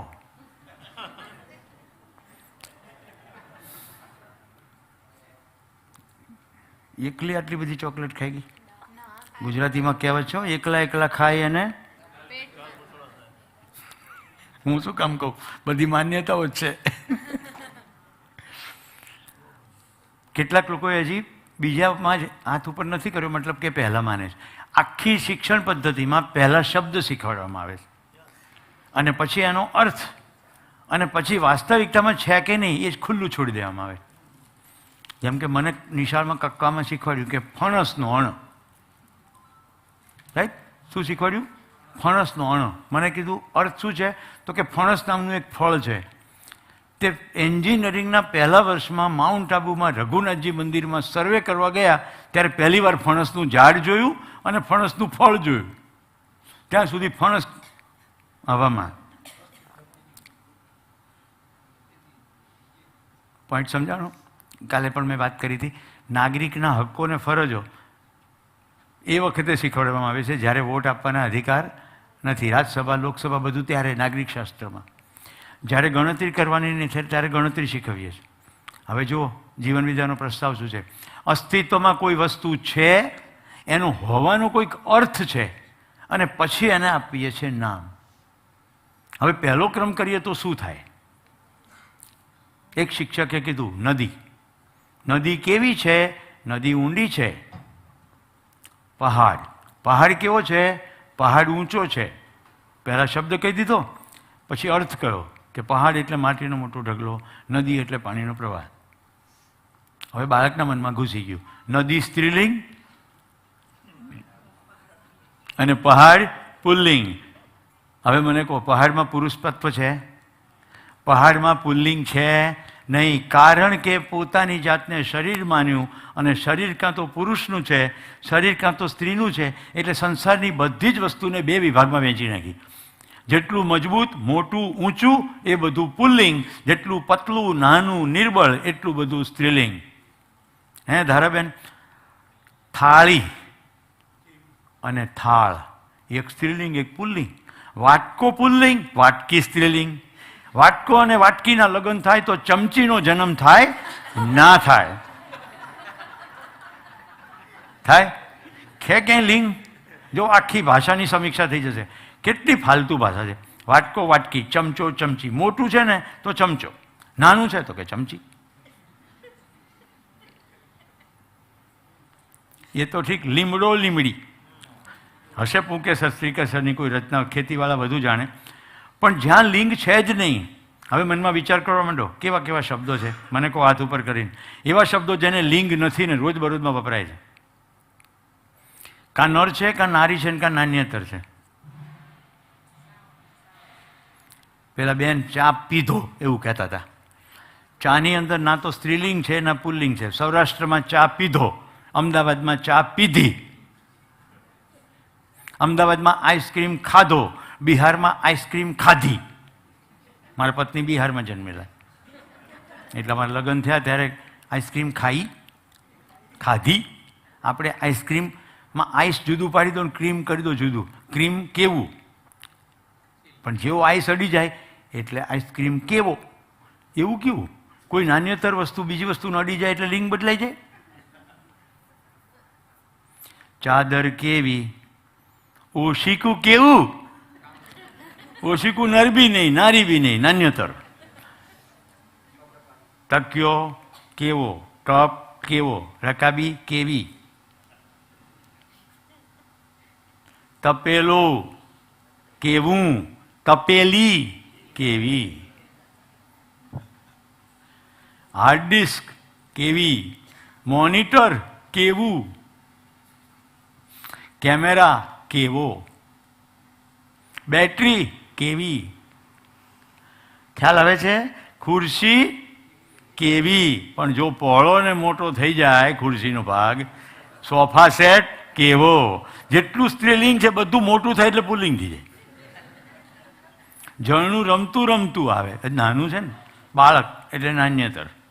જેવું થોડુંક મોટું થાય નાનામાંથી બાળકમાંથી એટલે નદી કેવી. જ્યારે બહુ મોટું થઈ જાય તો કે સમુદ્ર કેવો. કેટલાને સમજાઈ ગયું? હવે બરાબર જુઓ. હવે આખી જીવન વિદ્યા શું કરશે? જેટલું મધ્યસ્થ દર્શન છે એ બધું પહેલાં વાસ્તવિકતા સમજવાની છે, એનો અર્થ સમજવાનો છે અને પછી શબ્દ દેવાનો છે. તો વાસ્તવિકતામાં પાણી છે, રાઈટ, પ્રવાહી છે, બે ગેસનું સમન્વય છે. એનો હોવાનો અર્થ શું છે? તો કે પોષણ. હવે તમે એને નીર કહો, વોટર કહો, પાણી કહો, જલ કહો, જે કહેવું એ કહો, હવે ફેર પડતો નથી. પણ પહેલાં વાસ્તવિકતામાં અર્થ બતાડવો પડે કે પાણી હોવાનો અર્થ શું છે. આપણે પાણી હોવાનો અર્થ બતાવ્યા વગર શું કીધું? વોટર, પાણી પી લે. એટલે અડધી બોટલ પીધી ને અડધી છોડીને હાલતા થઈ ગયા, કારણ કે પાણી હોવાનો અર્થ સમજાયો નથી. તમે કહો નથી સમજાયો? માહિતી મળી છે, સમજણ નથી પડી. તો શું કરવું પડશે? પ્રકાશ સંશ્લેષણનો નિયમ સમજાવવો હશે તો ક્લાસમાં સમજાવી શકાશે? પ્રકાશ સંશ્લેષણનો નિયમ સમજાવવો હશે તો ક્લાસમાં નહીં સમજાવાય. વિદ્યાર્થીને બહાર લઈ જવો પડશે પહેલાં, ઝાડ પાસે. વાસ્તવિકતા જુઓ, એનું હોવાનો અર્થ શું છે? તો કે આપણા પોષણના અર્થમાં છે. વિદ્યાર્થીના મનમાં એટલું દ્રઢ થશે, પછી એ વનસ્પતિનું કોઈ પણ નામ હોય. આવું નથી સમજાણું એટલે જ નિંદામણ આવ્યું. આપણને અસ્તિત્વમાં નાના ઘાસનો હોવાનો અર્થ જ ના સમજાયો. નાનું ઘાસ નીચેની બધી રૂટ સિસ્ટમને ઠંડુ રાખે છે, હા કે ના? જમીનને પોરસ કરે છે, ઓક્સિજનની પ્રવૃત્તિ વધે છે. પણ આપણને એવું હોવાનો અર્થ નહીં સમજાયો.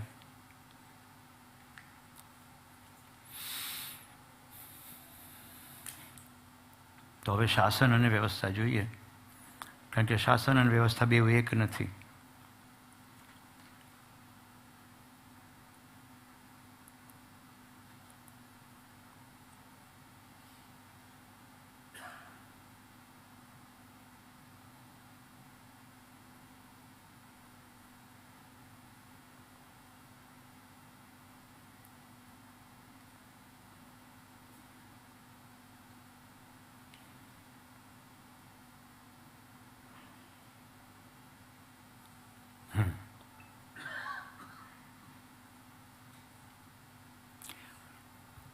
હવે આ બે શબ્દો એટલા બધા કોમન વપરાય છે, તમે છાપામાં પણ વાંચો ને તો શાસન અને વ્યવસ્થાની સ્થિતિ બરાબર છે અથવા કાયદો અને વ્યવસ્થાની સ્થિતિ બરાબર છે આવું લખ્યું હોય. હવે બંને વિરોધાભાસી શબ્દો છે, એને આપણે સમજવાની કોશિશ કરીએ છીએ. કોઈ એક મકાન છે અથવા મંદિર છે કે કોઈ ભવન છે, એની બહાર ક્યાંય પાટિયું માર્યું નથી કે જૂતા લાઈનમાં ઉતારો, પણ લોકો પોતાની જાતે સમજીને વ્યવસ્થિત રીતે જૂતા ઉતારે તો એને વ્યવસ્થા કહેવાય. એની જગ્યાએ આવું હોય તો અરે હા વળી કંઈક બીજું આવી ગયું. મારે તમને ચિત્રાત્મક અભિવ્યક્તિ બતાડવી છે.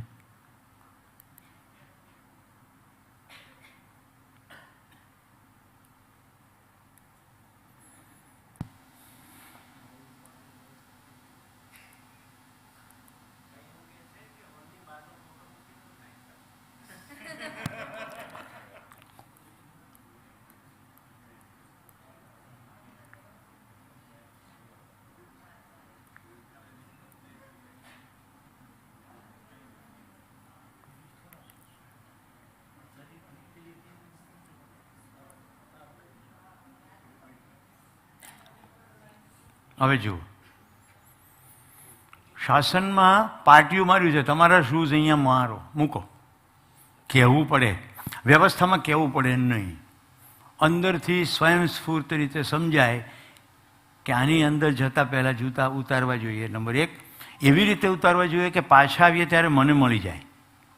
તો કોઈ જગ્યા મને જ મળી જાય એમ નહીં, બીજાને પણ એના જૂતા મળી જાય તો લાઈન. આને વ્યવસ્થા કહેવાય. શાસનમાં ભય અનિવાર્ય છે. કોઈને ચલાવવો હશે તો ભય બતાડવો જ પડશે. હવે બધા પોતાની અંદર ડોક્યુ કરો. તમારામાંથી કોઈને પરતંત્રતા મંજૂર છે? તમને તન્વીબેન કોઈ ચલાવે, તમારા બા બાપુ અહીંયા હાજર છે ને, પણ તમને કોઈ ચલાવે એ મંજૂર છે? કોઈને મંજૂર છે? કોઈને મંજૂર છે? કિસી કો નહીં મંજૂર કે કોઈ મુझे ચલાય. સંસારની એક પણ વ્યક્તિને બીજો ચલાવે એ મંજૂર નથી. બધાને સહજ સ્વીકૃતિ તો સ્વતંત્રતાની જ છે. તો શાસનની અંદર ભય બતાડવો પડશે. આ ચારેય ભય આપણે જોઈ લીધા: પ્રાણ ભય, પદ ભય, માન ભય, ધન ભય. આ 4 ભયમાંથી કોઈ પણ એક ભયનો પ્રયોગ કરીને શાસન થાય. પોલીસ શું છે? શાસન છે કે વ્યવસ્થા છે? શાસન. એ ઊભો છે ખાખી કપડાં પહેરીને, ડંડો લઈને, એટલે લોકો સરખા ચાલે.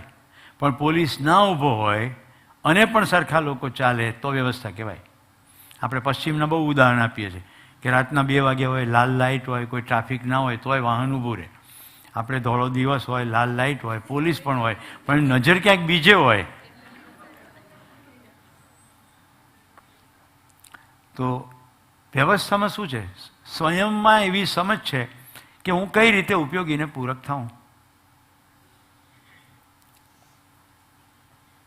બેન રસોડામાં કામ કરતી હોય ને ઘરમાં સડનલી મહેમાન આવી જાય અને પડોશીનું ધ્યાન જાય કે આજ તો કીર્તિબેન એકલા છે અને આટલા બધા મહેમાન આવ્યા છે, લાગે છે કે કદાચ જમવાના, તો ધીમે રહીને પૂછે કે આજે બધા મહેમાન જમવાના છે તો હું આવી જાઉં મદદમાં. આ શાસન છે કે વ્યવસ્થા છે? સ્વયં સ્ફૂર્ત અંદરથી એવું થાય, પણ એ તો એવું તો જ થાય જો સંબંધ હોય તો, નહીં તો કે હવે અમારે બહાર જવાનું છે.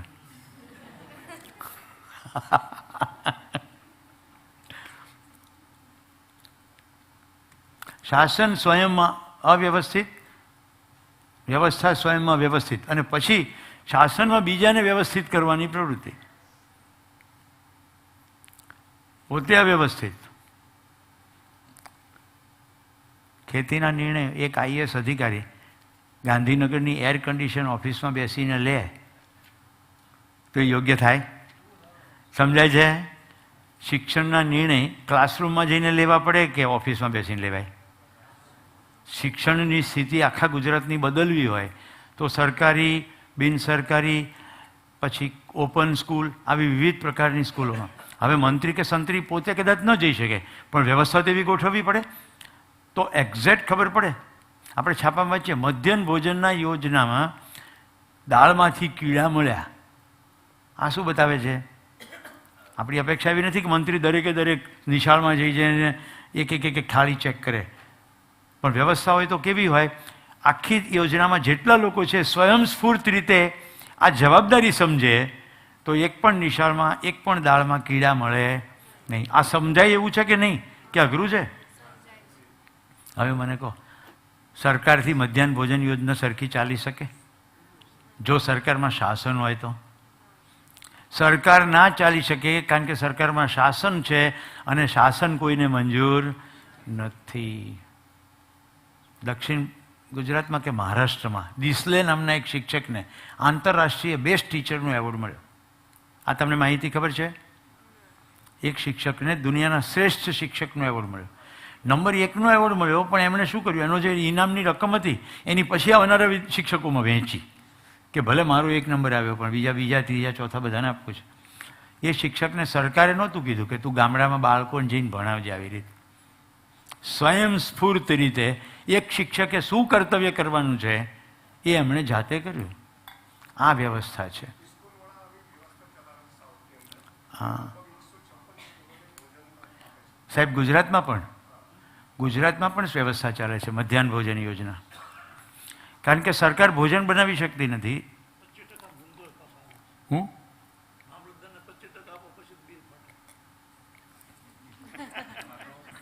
એ શાસનમાં એ તો તકલીફ છે. સ્વયંમાં અવ્યવસ્થિત અને બીજાને વ્યવસ્થિત કરવામાં પ્રવૃત્તિ. વ્યવસ્થાનું એલિમેન્ટ જ આ છે કે પોતાનામાં વ્યવસ્થા અને મોટી વ્યવસ્થામાં ભાગીદારી. હવે જોજો, મોટો કૂદકો મારવા જઈ રહ્યા છીએ. હું મારામાં વ્યવસ્થિત હોઉં તો પછી હું મારા પરિવારની વ્યવસ્થામાં ભાગીદારી કરી શકું. પરિવાર વ્યવસ્થિત હોય તો સમાજની વ્યવસ્થામાં ભાગીદારી કરી શકે. સમાજ વ્યવસ્થિત હોય તો રાષ્ટ્રની વ્યવસ્થામાં ભાગીદારી કરી શકે. રાષ્ટ્ર વ્યવસ્થિત હોય તો આંતરરાષ્ટ્રીય વ્યવસ્થામાં ભાગીદારી થઈ શકે. આ શરીર ઉપર ધ્યાન આપો. કિડની પોતાનામાં વ્યવસ્થિત, શરીરની વ્યવસ્થામાં ભાગીદારી. બ્રેઇન પોતાનામાં વ્યવસ્થિત, આખી વ્યવસ્થામાં ભાગીદારી. તમે ગમે ત્યાં સળી ઘુસાડો, બધા તંત્રો તદ્દનરૂપ કામ કરવા માંડશે. હા કે ના? જ્યારે કે એક કોષના મિલનથી બનેલી આખી રચના છે. એક શુક્ર, એક અંડ, રાઈટ? બેના મિનલથી બનેલું એક પહેલાં નાનકડો સેલ અને પછી એમાંથી મલ્ટીપ્લાય થતાં આખું શરીર. કેવી રીતે થયું છે? બધું સ્વયંસ્ફૂર્ત વિધિથી થયું છે. એક કોષ નક્કી કરે છે કે મારે હવે કાન થવું છે, એટલે પોતાને મલ્ટીપ્લાય કરીને કાન બની જાય. હવે આખી જિંદગી કાનનું જ કામ કરે છે. કાન પોતાનામાં વ્યવસ્થિત ને આખી શરીરની વ્યવસ્થામાં ભાગીદારી.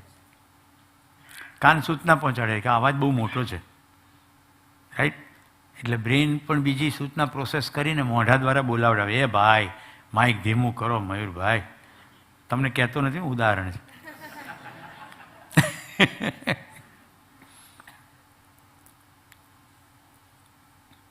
શાસન જો અન્યને દ્વારા અનુશાસિત, એટલે કોઈક બીજો જોઈએ મને ચલાવવા માટે, હું જાતે તો નહીં ચાલું. મમ્મી તું મને વહેલી ઉઠાડી દેજે, મારે કાલ પરીક્ષા છે. લે, જાતે ન ઉઠી શકે? મમ્મી કે તારે ફોન નથી, પણ મમ્મી તું ઉઠાડજે ને, કારણ કે ફોનમાં આમ કરીને આમ બંધ કરવાનું બહુ સરળ છે. પેલા થાંભલાવાળા ભાઈ ક્યાં ગયા? છૂટતું નથી.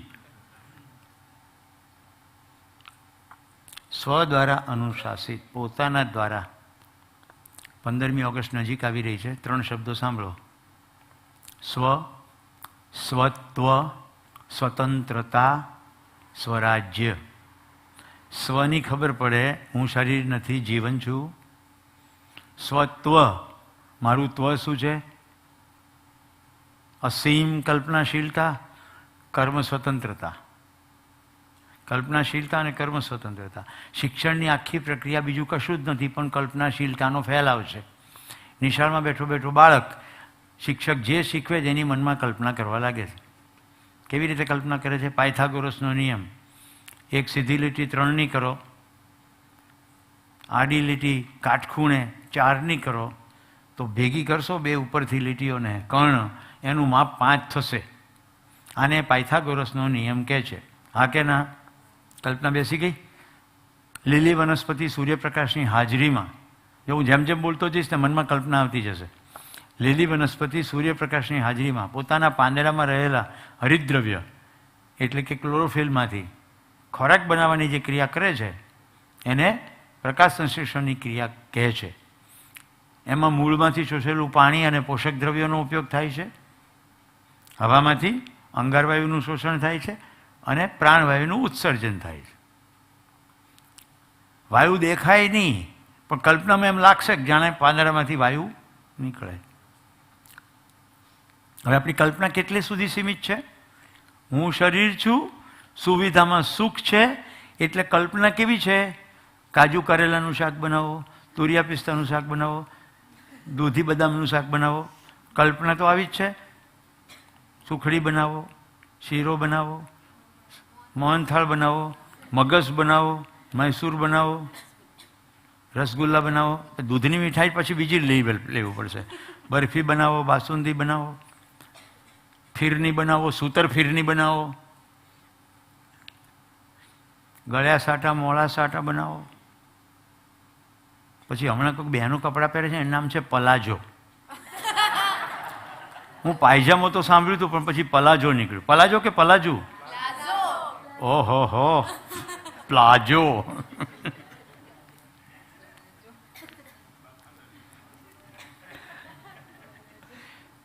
આ બધી મજાક મસ્તીમાં ખ્યાલ આવે છે હું શું સૂત્ર બોલી રહ્યો છું? આપણી કલ્પનાશીલતા અસીમ છે, પણ કલ્પના ક્યાં ફેલાઈ રહી છે? આહારમાં, અલંકારમાં. આપણે હેમંતભાઈ બહુ સરસ ભજન ગાતા. આજે ભજશું, કાલે ભજશું, ભજશું સીતારામ. પહેલાં રહેવા ના કરી લ્યો ઠામ. પહેલાં ઘર બનાવી લ્યો. ઘર કેવું? વરંડો, એમાં ઝૂલો. પણ યશને ફોન કરીને પૂછવું પડે, સમય છે ઝૂલવાનો? તો કે ના, સમય નથી. તો પછી ઝૂલો મૂકવાનો કંઈ અર્થ નહીં. પણ ઝૂલો મૂકવો તો પડે ને. સમાજમાં આપણો વટ પડવો જોઈએ, પડોશી જોવું જોઈએ કે ઝૂલો છે. તો ઘરમાં 1 રૂમ, 2 રૂમ, 3 રૂમ, 1 માળ, 2 માળ, ઘરમાં હોમ થિયેટર. આટલું ઓછું હોય તો એક ગામની બહાર ફાર્મ હાઉસ. આવું છે કે નથી? પછી એક ગામમાં ફાર્મ હાઉસથી થોડું ચાલે. ગામે ગામ આપણા ફ્લેટ હોવા જોઈએ.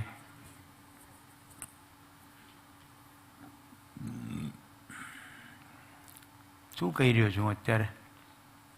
કયો મુદ્દો ચાલી રહ્યો છે? કલ્પનાશીલતાનો ફેલાવ. હવે શાસનની કલ્પનાશીલતા છે એટલે પછી શાસન કેવી રીતે થાય એનું જ આખું કાર્યક્રમ ચાલશે. વ્યવસ્થાની કલ્પનાશીલતા હશે ને હું તમને એક ફિલ્મ બતાવીશ પછી કે વ્યવસ્થાની કલ્પના કરો તો વ્યવસ્થાને અનુરૂપ બધું ગોઠવાય. કેવી રીતે માણસને હાંકવા,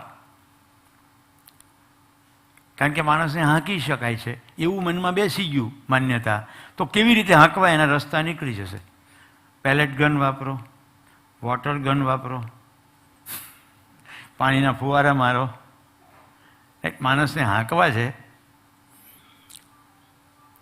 હમણાં મારે જમ્મુ અને કાશ્મીરના એક IPS અધિકારી ચૌધરી સાહેબ સાથે મુલાકાત થઈ સુરતમાં. એમણે ત્યાં 370મી કલમ દરમિયાન કામ કર્યું.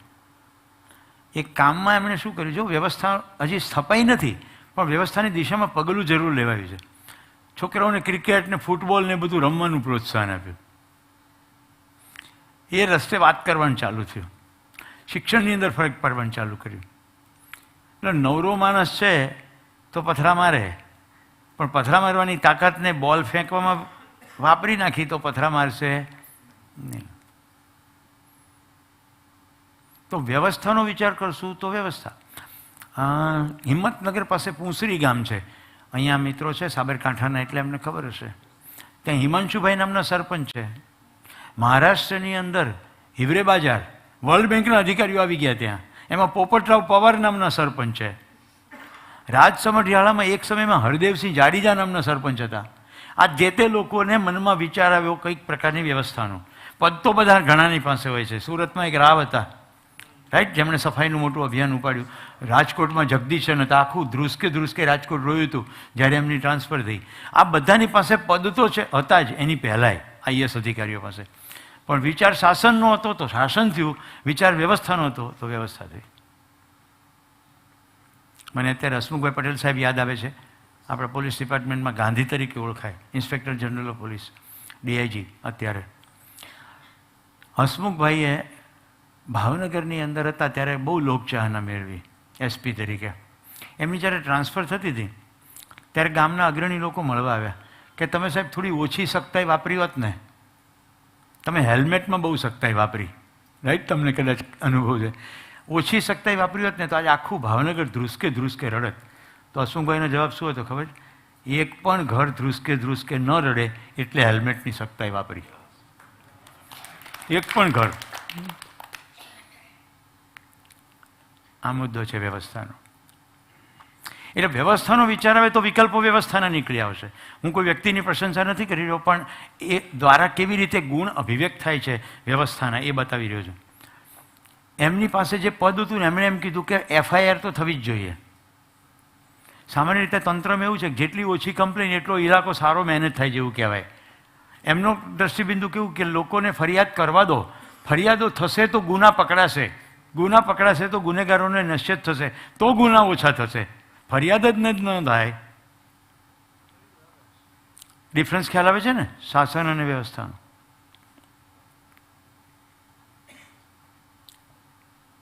ડૉક્ટર કલામ સાહેબ, આ પ્રસંગ મને બહુ જ હૃદયને ભીંજવનારો પ્રસંગ છે. રાષ્ટ્રપતિ હતા એ દિવસોમાં સવારમાં ચાલવા નીકળ્યા. એ જ્યારે રાષ્ટ્રપતિ ચાલતા હોય પોતાના બગીચામાં ત્યારે એમનો સિક્યુરિટી સ્ટાફ તો પાછો થોડા અંતરે હોય જ. એમાંનો એક સિક્યુરિટી ઓફિસર કે સાહેબ તમે પેલી તરફ ના જાઓ. એ કોઈક તરફ જવા માંડ્યા. કે કેમ? કે ત્યાં કોઈ સિક્યુરિટીની વિશેષ વ્યવસ્થા નથી અને એ તરફ સ્ટાફ ક્વાર્ટર છે જ્યાં ઇલેક્ટ્રિશિયન, ફિટર, પ્લમ્બર, માળી વગેરે રહે છે. તો કલામ સાહેબે કીધું શું એ માણસ નથી? સિક્યુરિટી નથી તો કરો, હું તો ત્યાં ચાલીશ. રાષ્ટ્રપતિ તરીકે હોવા છતાં એ ચાલ્યા ને ત્યાંના બાળકો સાથે મળ્યા, વાતો કરી. ઉપરાષ્ટ્રપતિના માતાજીનું અવસાન થયું. રાષ્ટ્રપતિ કલામ સાહેબ વખતે જે ઉપરાષ્ટ્રપતિ હતા, અમારી ભૂલ ના થતી હોય તો ભૈરોસિંહ શેખાવત, એમના માતાજીનું અવસાન થયું. એ ત્યાં ખરખરે ગયા. માતાજીનું શરીર પડેલું છે, ભૈરોસિંહ બેઠા છે, એની બાજુમાં કલામ સાહેબ બેસી ગયા. તો જે એનો સેક્રેટરી હતો એને કાનમાં કીધું કે રાષ્ટ્રપતિનું પદ સર્વોચ્ચ પદ છે એટલે તમારે જમીન પર ન બેસાય, આવો પ્રોટોકોલ છે. તો કે પ્રોટોકોલ બદલો, અહીંયા રાષ્ટ્રપતિ નથી, એક માનું અવસાન થયું છે, અહીંયા પુત્ર છે. ડિફરન્સ ખ્યાલ આવે છે વ્યવસ્થાનો? મારા પરમ મિત્રનો એક પ્રસંગ કહું છું, એ પણ એટલો જ મજાનો છે. ડીસા ડૉક્ટર કિશોરભાઈ અસનાની ભારત પાકિસ્તાનના જ્યારે પાગલા થયા ત્યારે કિશોરભાઈને એક ભાઈ પાકિસ્તાનમાં રહી ગયા અને કિશોરભાઈ અહીંયા આવી ગયા. હવે કિશોરભાઈના પિતાજી અને માતાજી કિશોરભાઈ સાથે, પણ એક દીકરો ત્યાં રહી ગયો એટલે વારાફરતી મમ્મી પપ્પા જાય, આવન જાવન કરે, ક્યારેક ત્યાં રહે ક્યારેક અહીંયા રહે. પણ એકવાર માએ એવી ઈચ્છા વ્યક્ત કરી કે કિશોર, શરીર મારું જો શાંત થઈ જાય ને પાકિસ્તાનમાં, પણ અગ્નિ સંસ્કાર તું કરજે. આપણે ત્યાં એવી માન્યતા છે ને કે મોટો દીકરો અગ્નિ સંસ્કાર કરે. એટલે કિશોરભાઈ કીધું હા સારું. બન્યું એવું કે એના માતાજી પાકિસ્તાનમાં હતા ત્યારે શરીર શાંત થઈ ગયું. એટલે કિશોરભાઈ તરત ડીસાથી ગયા દિલ્હી વિઝા લેવા માટે.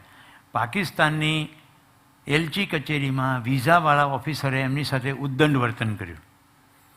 ખબર નથી પડતી, પાકિસ્તાનના વિઝા માટે 3 મહિના પહેલાં એપ્લાય કરવાનું હોય, આમ ચાલે આવો છો એમ કંઈક બોલ્યા. કિશોરભાઈ શક્ય એટલે શાંતિથી જવાબ આપ્યા, પણ છેલ્લે પછી એમનું ધૈર્ય જ ખૂટી ગઈ. એમણે કીધું કે તમે આવી રીતે વાત કરો છો, તમારાથી ઉખાડવું હોય ઉખાડી લેજો.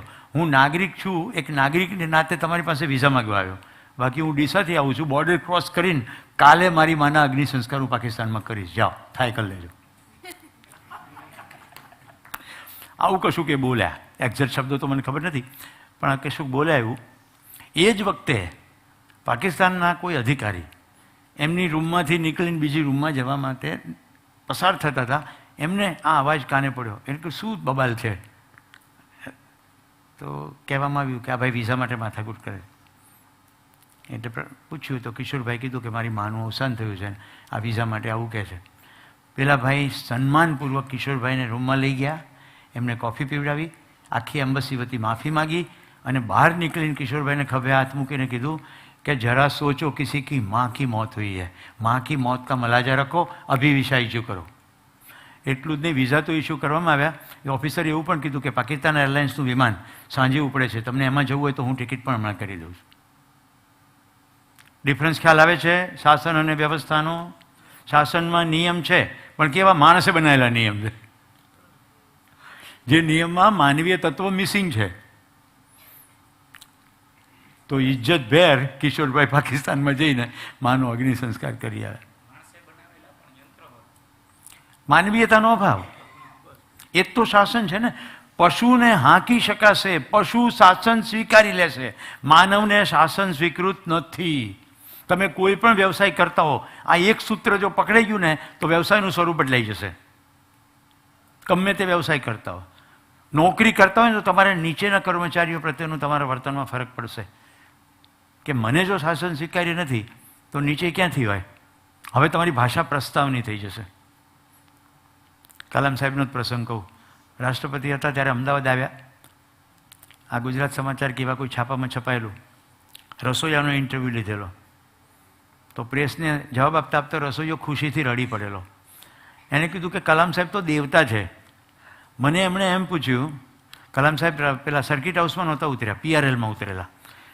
એ વર્ષોથી PRLમાં જ ઉતરતા, તો રાષ્ટ્રપતિ થયા તો પણ PRLમાં જ ઉતર્યા. એમણે રસોઈયાને બોલાવીને કહ્યું કે હું સવારે 3:30-4 વાગે ઉઠું છું, તો તને મને સવારમાં 4 વાગે કોફી આપવાનું ફાવશે? જુઓ ઊંચાઈ જુઓ માણસ તરીકેની. રાષ્ટ્રપતિનો રસાલો સાથે હોય, એના કૂક સાથે હોય, એમ્બ્યુલન્સ, ડૉક્ટર, જ્યાં જાય ને તે બધું સાથે હોય. પરમ નમ્રતા. ઓર્ડર કરવાને બદલે રસોઈયાને ડાયરેક્ટ પૂછે છે તને ફાવશે? મિત્રો, કલામ સાહેબને જીવન વિદ્યાની ખબર પડી. આદરણીય નાગરાજી અમરકંટકમાં, કલામ સાહેબ દિલ્હીમાં. એમણે તરત કલેક્ટરને સૂચના આપી કે નાગરાજજીને પાસે હું જીવન વિદ્યા શીખવા માટે મારે આવવું છે, રાઈટ, નક્કી કરો. એટલે નાગરાજજી પાસે સૂચના પહોંચી કે રાષ્ટ્રપતિ તમને મળવા માટે અને આ સમજવા માટે આવવા માગે છે. નાગરાજીએ શું કીધું? રાષ્ટ્રપતિને ના પાડો કે હું આવીશ, તમારે નથી આવવાનું. રાષ્ટ્રપતિ પણ એ ઊંચાઈના હતા ને, એને કહ્યું કે ગુરુ તમે છો તો શીખવા વિદ્યાર્થી તરીકે મારે આવવાનું હોય, તમારે અવાય નહીં. પણ જો ઘટના કેવી ઘટી. નાગરાજજીએ પાછો જવાબ કેવડાવ્યો કે તમારા આવવાથી તમારા માટે સ્પેશિયલ વ્યવસ્થા કરવામાં હજારો ઝાડો કાપી નાખવા પડશે. તમને ખબર છે ને, અમરકંટક ઊંચાઈએ છે, હેલિપેડ બનાવવું પડે સ્પેશિયલ. કેટલી બધી વ્યવસ્થામાં ખૂબ બધું પ્રદૂષણ થશે, ખૂબ બધું નુકસાન થશે, હું જ આવીશ. પછી તો આજ્ઞા માનવી જ પડે. તો કલામ સાહેબ રાષ્ટ્રપતિ ભવનમાં એમને આવકાર્યા, નાગરાજજી રાષ્ટ્રપતિ ભવનમાં ગયા. પણ જો નાગરાજજીનું પણ એકવાર મધ્યસ્થ દર્શન એટલે આખું દર્શન થઈ ગયું છે તો વ્યક્તિનો આત્મવિશ્વાસ કયા લેવલનો હોય અને આ બે મહાનુભાવો વચ્ચે વાત કેવા પ્રકારની થાય. કલામ સાહેબે જેવા રાષ્ટ્રપતિ નાગરાજજી જેવા આવ્યા એટલે પૂછ્યું કે યાત્રા ઠીક રહી, કોઈ કઠિનાઈ તો નહીં? એક દુભાષી હતો વચ્ચે, કલામ સાહેબ અંગ્રેજી બોલતા, પછી કર્ણાટકમાં બોલ્યા હોય તો આપણને ખબર નથી, પણ એવું પૂછ્યું તો એમણે કીધું કે યહાં કોઈ અચ્છે લોગ આતે નહીં હૈ. મને એવી રીતે તપાસવામાં આવ્યો છે કે જાણે કોઈ ગુંડો કે આતંકવાદી આવતો હોય કે રાષ્ટ્રપતિ ભવનમાં અચ્છે લોગ આતે નહીં. ઓકે, આગળ વાત ચાલી. એમાં એમણે કીધું કે મારા 2-3 દીકરાઓને તો રોકી રાખ્યા છે. અમે બધા નાગરાજજીને બાબાજી કહેતા, બાપુજી એમ, બાપા. હવે એમના ખરેખર શરીરમાંથી આવેલા દીકરાઓ નહીં, પણ પ્રબોધકો જીવન વિદ્યાના, ગણેશ બાગરિયાજી, સોમ ત્યાગીજી વગેરે કોઈ કહેતા. પછી એમને પણ અંદર બોલાવવામાં આવ્યા. હવે પછીનો સંવાદ જુઓ, કેટલી હાઇટનો સંવાદ છે. नागराज जी कलाम साहब ने कहा आप जैसे संत व्यक्तित्व से मानवता का इतना बड़ा अपराध कैसे हो गया? मिसाइलों बनावी थी ना मैंने, तो कलाम साहेबे कोई जस्टिफिकेशन ना आप्યું, हाथ जोड़ीने કહ્યું प्रायश्चित क्या है, प्रायश्चित क्या है, અને જવાબ હતો સમજો ઓર સમજાવો. એટલે એ સમજ્યા અને પછી 14 ઓગસ્ટ 2006 તમે બધા ઘણા બધા ખેતીમાંથી આવો છો એટલે મેં તમને વિડીયો નથી બતાવ્યો, નહીં તો કલામ સાહેબનો પહેલા શિબિરના પહેલા સત્રમાં બતાવતા હોઈએ છીએ. 3 મિનિટ બોલ્યા હતા રાષ્ટ્રજોગું સંબોધન. પછી આઈઆઈટીના નેશનલ લેવલના કોન્ફરન્સમાં પણ બોલ્યા જીવન વિદ્યા ઉપર, કારણ કે એ આખું સમજાય એટલે ખ્યાલ આવે કે સંસારની તમામ સમસ્યાનો આમાં હલ છે. પણ અગાઉની મેં સ્લાઇડ બતાવી તેમ જીવન વિદ્યામાં જે કંઈ છે બધી સૂચનાઓ છે એ પ્રમાણે જીવવાનું છે, આચરણમાં મૂકવાનું છે, તો જાણ્યું કહેવાય, નહીં તો જાણ્યું કહેવાય નહીં, નહીં તો ખાલી માહિતી જ છે. આગળ ચાલીએ. શાસન, જો શાસન કેવી રીતે ચાલે, મોટો બોસ, પછી નીચે બીજો નાનો બોસ, એનાથી પણ પાછો નાનો બોસ, પણ ઠેઠ સુધી બધા બોસ જ.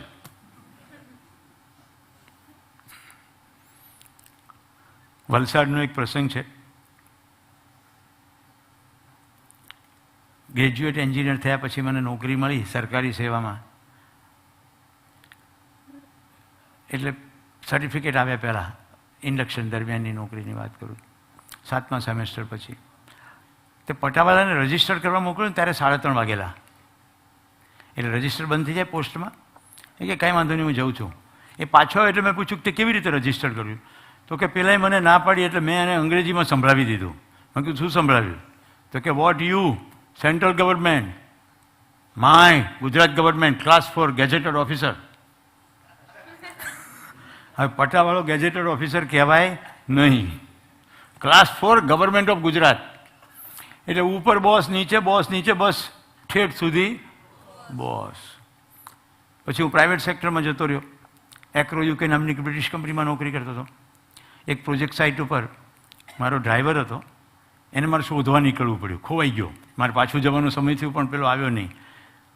હવે એ ડ્રાઈવરની પત્ની મારી ઓફિસે આવીને એવું કહી ગઈ હતી કે સાહેબ મારા પતિને સમજાવવાને છોકરાઓને બહુ મારે છે. રાઈટ? મેં કીધું સારું.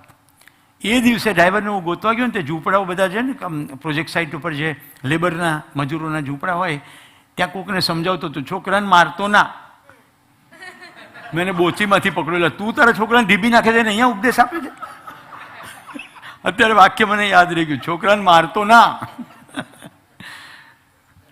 શાસન. હવે જુઓ વ્યવસ્થામાં સ્વયંમાં નિયંત્રિત એટલે બહારની કોઈ પણ પરિસ્થિતિ હવે એને ડિસ્ટર્બ કરતી નથી. એક ગોલ્ડન સૂત્ર આપું છું, दूसरों की अयोग्यता से प्रभावित होना ही अपनी अयोग्यता है. બીજો ગમે તે રીમ વર્તે, મારે એવી રીતે વર્તું. ટીટ ફોર ટેટ સમજાય છે ને? તું બેટા અહીંયા આવી જા ને, મને હાથ આપ.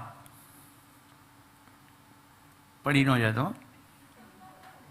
જો શું થયું, મેં કીધું હાથ આપ, એને હાથ આપ્યો કે માને ધક્કો માર્યો? મેં ધક્કો માર્યો એટલે એને મને ધક્કો માર્યો. મેં તો હાથ આપવાનું જ કીધું હતું ને. હજી કહું છું, હાથ આપ. આ શું થઈ ગયું છે? ટીટ ફોર ટેટ. હું ધક્કો મારું છું એ મને ધક્કો મારે છે. આ ખ્યાલ આવે છે? મતલબ કે એનું વર્તન એ નક્કી કરે છે કે હું નક્કી કરું છું? હું નક્કી કરું છું. હું ધક્કો મારું છું એ મને ધક્કો મારે. હવે તને હું સ્વતંત્રતા આપ. રાઈટ? આ તો એક્સરસાઇઝ છે ને. તારે ધક્કો નથી મારવાનો, બીજું શું થઈ શકે? હું તો ધક્કો જ મારીશ.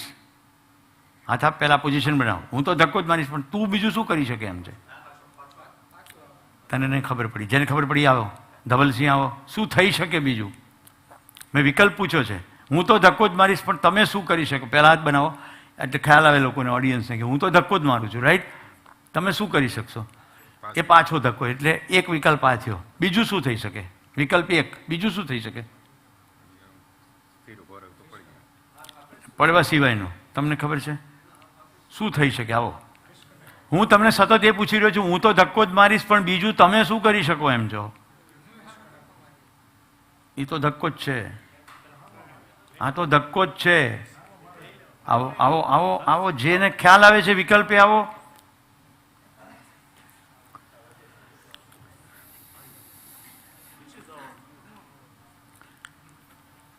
મારે ધક્કો મારવો નથી. વિથડ્રો.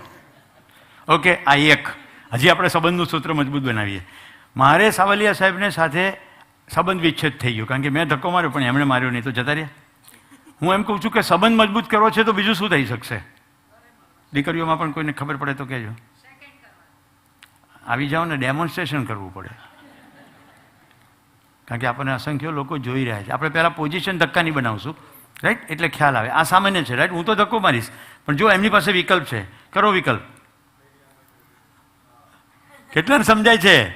ગુડ બેન, શાબાશ, થેન્ક યુ. તો એમનો નિર્ણય એમણે લીધો, મેં નિર્ણય લીધો નથી.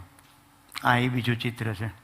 સ્વનિયંત્રિત, સ્વ અનુશાસિત, પોતાની અંદરથી ઉગે છે કે મારે શું કરવાનું છે. આવા એક શિબિરમાં એક જણાને મેં ધક્કો માર્યો, એને મને પગે લાગ્યો, એટલે મારાથી સાહજિક રીતે જ એને ભેટી જવાયું. આમ જ થાય ને. તો વિકલ્પ તો છે જ. કેટલા બધા વિકલ્પ છે. શાસન હંમેશા ઉપરથી નીચે હશે, વ્યવસ્થા હંમેશા નીચે સે ઉપર હશે.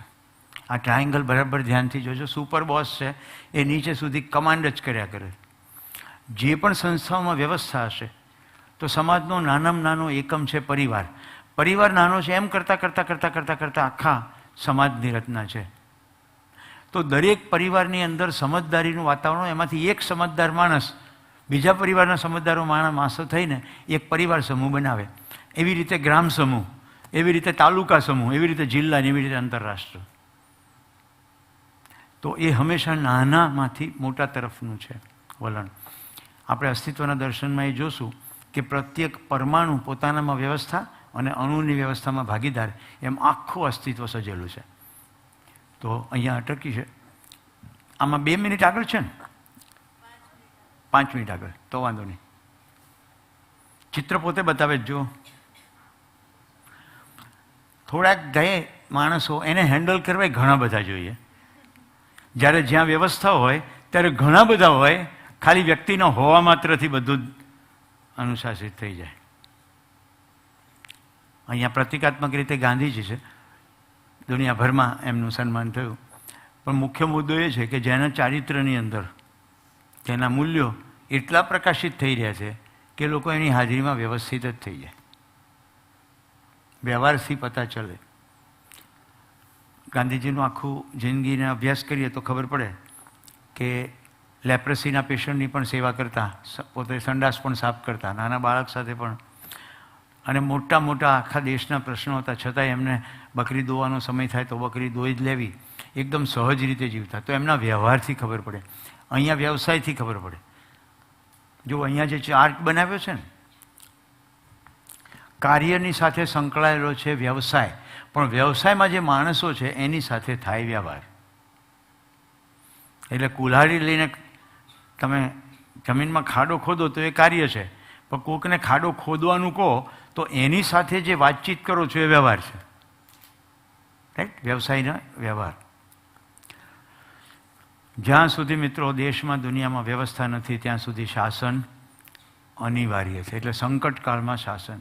એટલે કોઈને એવો ડાઉટ ના રહેવો જોઈએ કે ભારત પાકિસ્તાન વચ્ચે યુદ્ધ થઈ જાય તો આપણો સૈનિક એમ કહેશે કે મેં તો જીવન વિદ્યા કરેલી છે, એટલે તું ભરે ગોળી ચલાવે પણ હું તો ગોળી નહીં ચલાવું. કારણ કે હજી વ્યવસ્થા સ્થપાઈ નથી. વ્યવસ્થા સ્થાપવાની દિશામાં જવાનું છે.